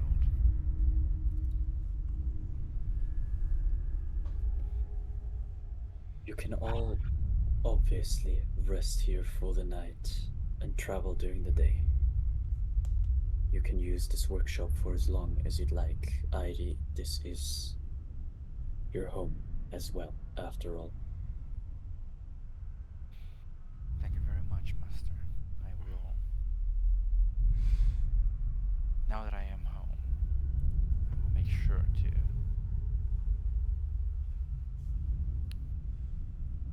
maintain the glory of our clan and its home. You can see a few tears welling up in his eyes as you say that. And he'll respond, I'm truly sorry for what I did. But I'm more than satisfied with the outcome. If Yeah. it means freeing us. If you didn't do what you did, she wouldn't have found us. Well, Jerry's still For out. better or on that for one. worse.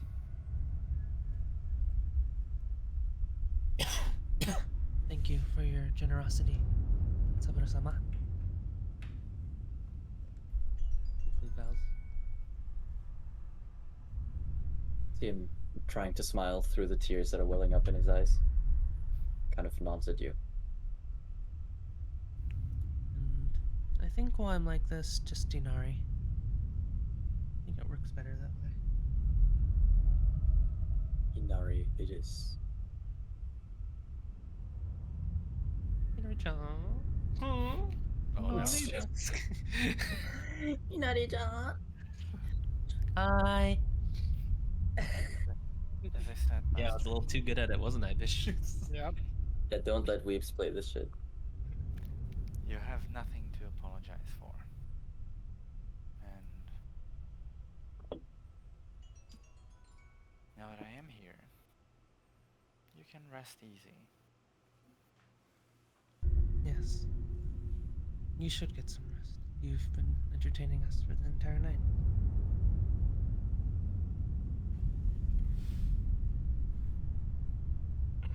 I suppose I should think of a new name while I'm in this form. Reen, perhaps? Reen. What's your name? Lean? Ooh, he's sitting on that lean. Big What blonde about- score. What about Mariko? What about actually Maliaka? No. How about we go That's all No, no, the no. way? It's like it's a Maricon. double. It's a double entendre too.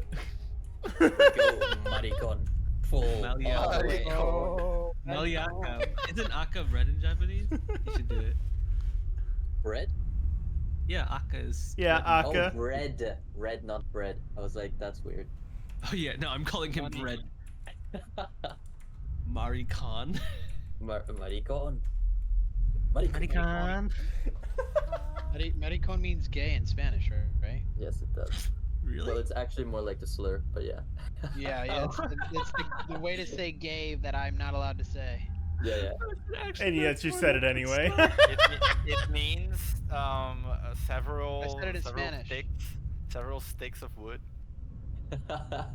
Yeah, bundle. Oh. Yeah, a bundle Anyway, of sticks. A You. bundle, yes. Yeah. Anyway. I think Clue's gonna try to help Saburo get to bed, seeing his advanced stage. Make sure More he's of a- okay. They didn't make it there, okay? Just more like, okay, you can stop entertaining us. It's like it's enough. Let's Okay, Grandpa, let's get you to bed. Yeah, yeah. let's all go to bed. Stop like don't stop pushing yourself all like this. It's like you should He rest. will just kind of wave you off and just go like, no, I still got this much in me. Don't you worry. Clue Get is up not a good listener. really, in he'll this get up regard. really slowly. There's creaking of bones and cracking everywhere as he gets up, and he has to stretch himself. Big stretch. As he then Hey, I begins do to that make his too. way. Yeah, you're getting old too. Adi kind of smiles like as he's walking and has an expression of like, I would have offered to help much earlier if I didn't know that he was going to answer exactly like that. Clue's pretty persistent about it. As Clue's like doing this and like helping, and I'm gonna turn to Irie and be like, so does Tanaka know that he was like trying to kill you first? I don't know. Tanaka, do you know? And Tanaka like doesn't have a throat to clear, but he kind of like puts one hand like in front of his skeletal mouth and makes like a clearing throat sound like I have been informed that the previous owner of these bones was indeed trying to harm my dear mistress, and thankfully that dastardly villain has been put to rest. Also, Alright, just making sure. apparently his skull was crushed, as it were, which is why the skull of my body is actually from a different skeleton. Who did that? Yeah, I remember that like when I don't remember who killed the Three Green guy, Leon. but Leon. yeah, Leon, but yeah. he shot him in the head, and so like Yeah, his skull was inoperable. Yeah. So I had to take the skull from a different skeleton and use it on Tanaka, which is why Tanaka has like a human skull instead of a bug skull. Wait, it would like be a Three-Green. so funny if you used Pandora's wife's skull. It would have been very funny, but I also wanted to keep it just in case I needed it for something else. I was know what's- just gonna suggest using Leon's head, but that one's also not That was functional just anymore. so morbid. But yeah, Leon's Also- head is just, Also I guess, doesn't work. mending. Yeah. It's In an one way. object, I can mend it. You're gonna have to spam mending like all night long. Leon's body is intact, mended, and buried back at Los Alfares border. Yeah, did we ever tell the rest of the party about that? I don't even remember. We did it. Also, it just funny to me. Like I went back, I had to reverse engineer. Like who would have crushed a skull? I was like, crushing's not Irie's thing. Also, she was down. Malachi would have ate it. I was just like, that's not the other person's cell. I wasn't there. I was just Yeah. like, must have been Leon. And I had to reverse engineer who brutalized Yeah. the skull. And I was like, It's ah, just yes. a process there of it elimination, really. Yeah. Hey, what the fuck is Hillbeck doing? He didn't come with us, right? is. No. Of course not. He's He certainly didn't. Like, why would he? I don't No. know, but I forget what he's doing right now. He is back in Invierno helping out with whatever is needed. Oh, okay. But he wasn't gonna leave Pernal. Mm-hmm. He has personal ties there. personal. Ha! Personal. Oh, I see. Yep. Yeah. He has Nice. been to hell and back after all. I can't believe that. That was one of the best moments of this entire D&D campaign. That was pretty From insane. Like it was legit. Like it was one of the best, like most memorable moments in all these years. Anyway, both IDs are gonna start like getting things arranged, like dusting off her old like preferred workstations, revising her books, etc. The second ID in particular is gonna get like the Dom Clavis, retrieve some things like books, etc. that were inside the Dom Clavis and begins shelving them at the workshop. And the inside of the Dom Clavis I'm going to start using as a sort of greenhouse. Kind of like Okay. to grow like small plants, and also to keep like brewing potions, etc. So I don't need to need a physical place. I can just use that demo plane to keep stuff that needs to rest for a while.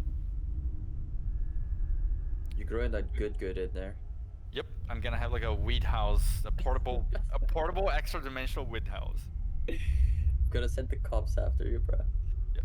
It is also going to start drafting some letters and stuff. Because she always has like several versions of different documents depending on the situation, just like ready to be sent or signed. Like for every contract that she has other people sign, she has like 10 other versions of the contract that she foresaw in advance, like the possibilities.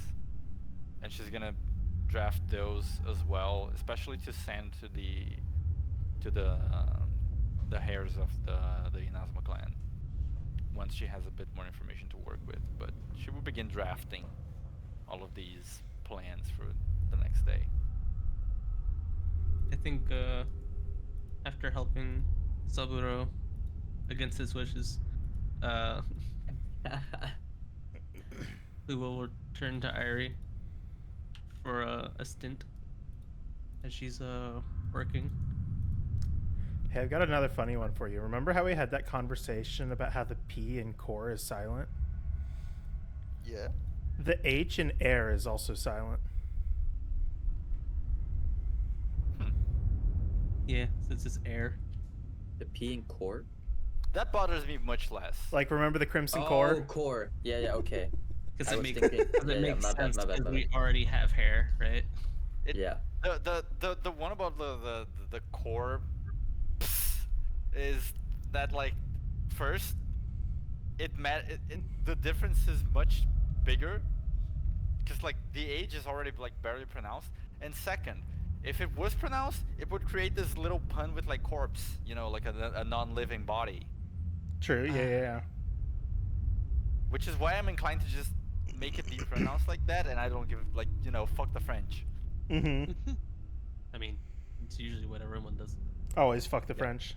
Always fuck the French. I wish I was fucking the French. Anyway, you wanted to talk to me? What's up? Addie, are you sure you don't want a portrait? Eddie kind of like looks to the corner.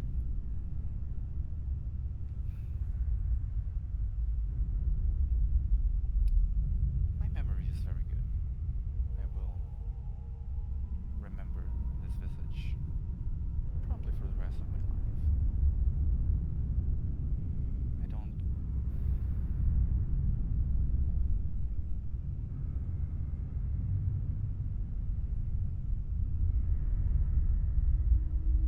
It would be disrespectful to go against his wishes.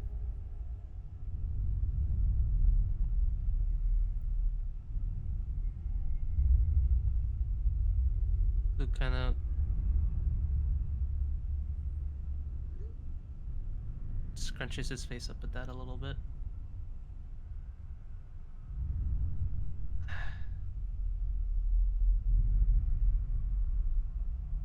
Maybe I can't understand, but you know that he loves you. So if the answer in your heart is truly whatever he wants, then okay. accept that. But somewhere in there, you want it. I am positive that he'd want whatever you'd want.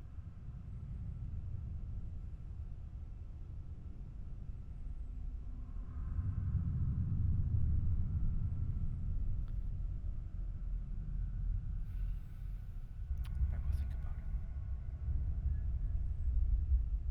Commission's always free. You know I don't work like that. Yeah. We'll go to rest. I think in the Domclave this is the first painting I drew of you actually still. Yeah. It is stored in my possessions. So the fireplace. Yeah. I don't think I ever shared that description, everyone. That's a very long one. One day, if it's ever shared. The only thing Oh, a there's person I no- think I'd share it with is Sabaru, actually. You know what else is in the Dome Clavis? Frog? Like a huge metal frog from like Bavlorna's house. Oh yeah, it was Yeah, the the frog frog. of holding. Yeah, It's the still frog of- fucking there. Yeah, we don't actually know what else is there. I mean, we've never even tried. Like, we could always like reach our hands in there and just start guessing. Yeah, but like I just don't want to do that. Yeah, it's just asking for trouble, isn't it? Yeah, I would rather just like open a bag of holding inside it and let it blow up. I mean, True. I'm not gonna lie. There, I'm gonna keep that contingency for later. Yeah. Anyway,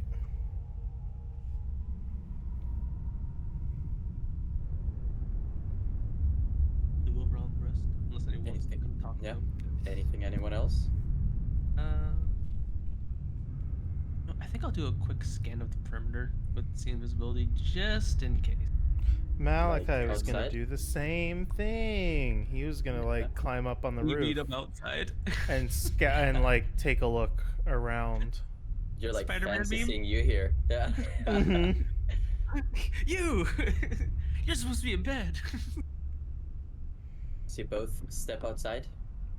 Yeah. We Okay. run into each other. I like to believe that it was completely different, like, doors. I think so. I think this is extremely funny. You both reach the top of like whatever kind of structure this workshop is and kind of reach the top almost at the same time from opposite ends of the building, and you're like, you're here too. You have, what was it? True sight, you said? True seeing? True sight? See invisibility. See invisibility. How about you, Malachi? Are you just looking? Perceiving? He's just looking. He's just looking. Alright, perception check, both of you. I don't think see invisibility is even on the warlock list. I wish true seeing was, but it's a 6th level, and I am not spending my mystic arcana on that. And I'll generally be stealthy about this because I don't want anything Sure. I can see to see me. Yep. Same. Okay. Damn. Alright, Yes. 25. Okay.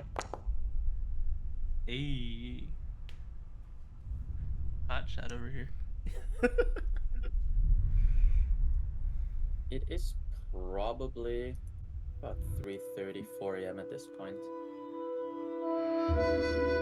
Oh fuck! This is Oh, loud. that was cool. It's loud with cool music. Yeah. Morning is close. Not quite there, but it's close.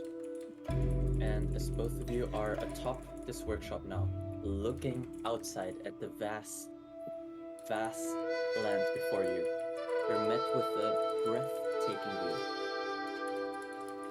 It is not really difficult to see what's beyond this workshop now, partly because no one is coming, but also in large part due to the light of Ramiel from above.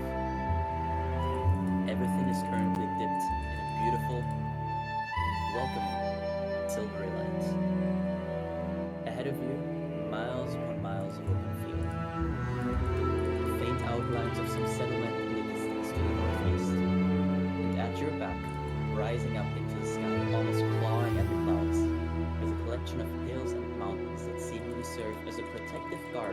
shell around the workshop. Mount Kozuki. All around you, you can hear and witness the sounds and movements of all sorts of life. From small insects crawling along the ground to birds, both colorful and proud, flying in the skies overhead, to the loud galloping of heavy animals in the distance. 3 goats stand several hundred feet up the mountain, simply looking down at you. Reminding you of the Feywild's goats. I was just thinking flashbacks to the fucking Feywild. Surely it couldn't be them. Can I try talking to them in Elfish? Later. They start talking Chinese to you. Oh god. It's And in Japanese. the distance, even further away, further than you can see, you hear the rumbling of thunder in the sky, as if reminding you of the urgency and gravity of this mission.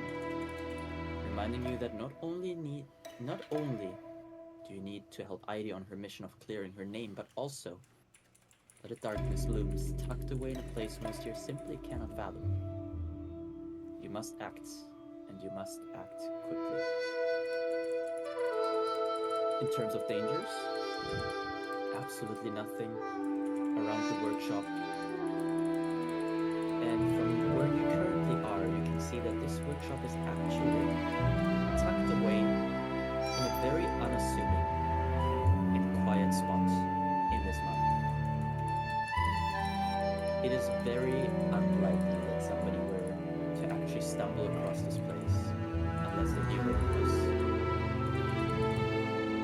Through that, you understand 1.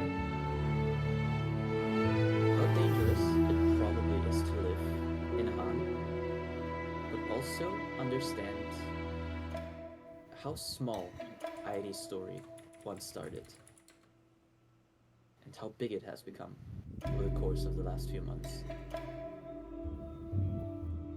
And you both stand up there together, looking out, just taking in the sights before you.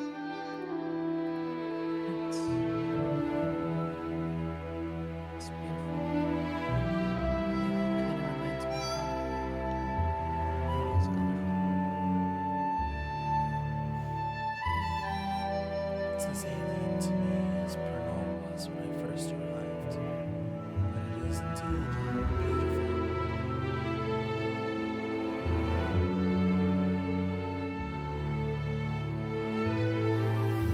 What is home like? What does home look like to you in your head?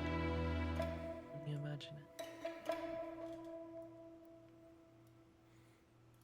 I've moved around so much I don't know how I would define home. I grew up in a bay full of crime, dirty streets, and the like. Could barely imagine a scene as beautiful as this one. At least not until I got to Grenoble. Saw the vast sprawling forests of the elves, or the Feywild and its unique natural structures. There's a lot out there in the world. And I think in some ways I'm content with roaming around, trying to see it all. If you're constantly on the move and you have no ties to a place, you don't really have a need to call somewhere home.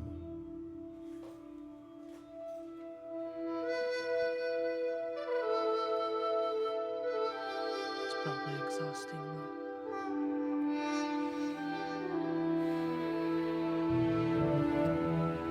Running away does get tiring. It'd be nice to have a place to know that people are not hunting me.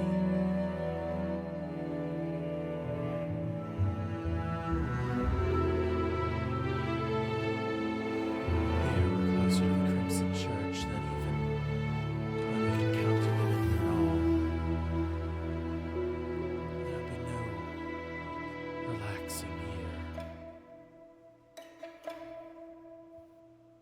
Especially when we're ready to make fresh enemies with the Tenjuans.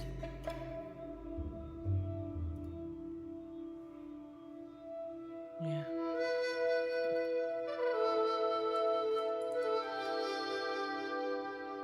You know,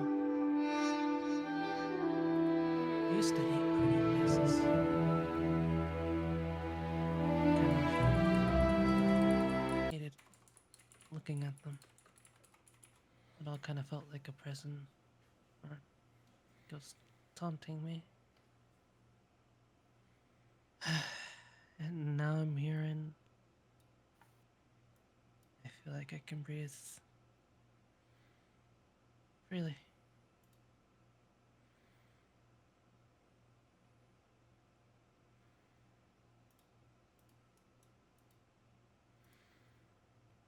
It's good that you can appreciate the beauty around you and not feel trapped within it. For a long time, I did view every new place as just another another soon-to-be prison or soon-to-be hunting ground.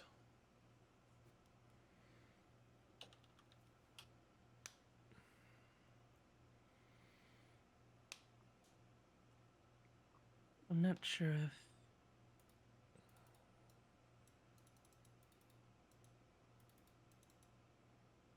I want Miss Ari to be able to enjoy her home the same way I am right now. Sort of free of all the things that are and everything that's easy.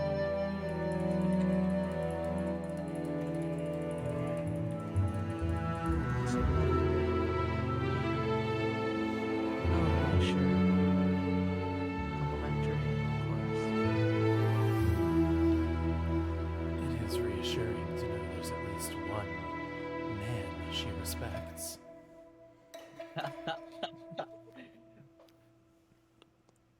It seems hope isn't lost on us after all.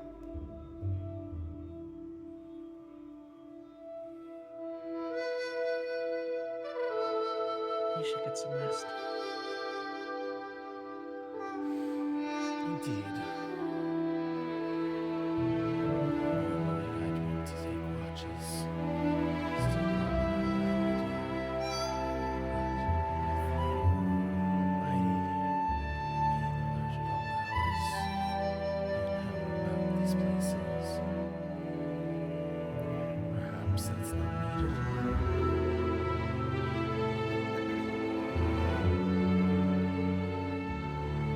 Let's rest for once. Let's be once.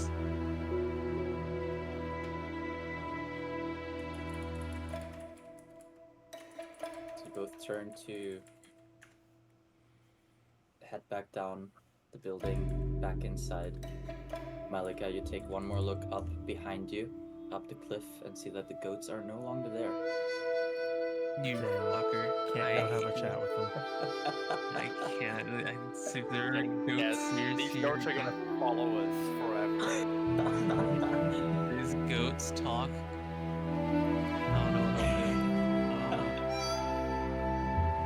But with that, it is now Ayo the 22nd. Ramiel is still strong in the sky for the time being. Just before we finish, over the night, I would have looked for through like the tomes and scrolls that we have. If there are any spell scrolls that maybe I am now off a level that I can cast. Mm-hmm. Since I left when I had like, you know, second level spell slots, like Yep. there may be some spell scrolls Master had like stored, kept stashed away for like, you know, Yeah. when I was capable of them. Probably Yeah. not too high levels since those are very rare, but still. I will certainly get back to you about that. And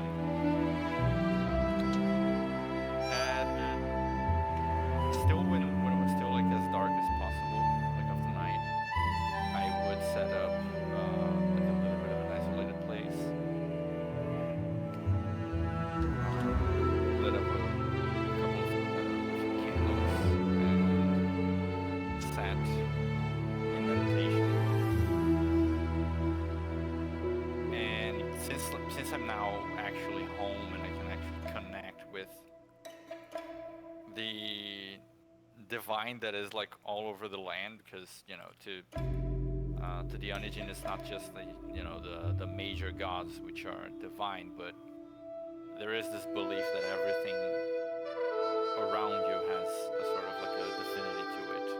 Like there's a god inhabiting the lands and the leaves and the waters. So I will try to reconnect a little bit with that once more. Be more into roots. But also direct herself towards the actual moon goddess in an inquiring manner, like what's going on? What is all of this? How am I supposed to interpret this? Sir, ma'am, I'm just, I'm just a small town girl. I wasn't supposed to. Yeah, I wasn't supposed to be like. world. Yeah, what's poppin'? Just basically just kind of like directing this confusion. The last little bit I'll leave you with today is, although you know that Ramiel is in the sky, technically, perhaps not one of your deities, but still, without a doubt, one of the creators of this place that you live in as well. Regardless of where you are currently inside the workshop, still, a faint strand of silver light from the moon seems to find you. You feel a warmth coming over you for a moment. Hard to interpret exactly what it means. It's difficult to say quite yet. But you feel perhaps a little bit of a connection, a kinship,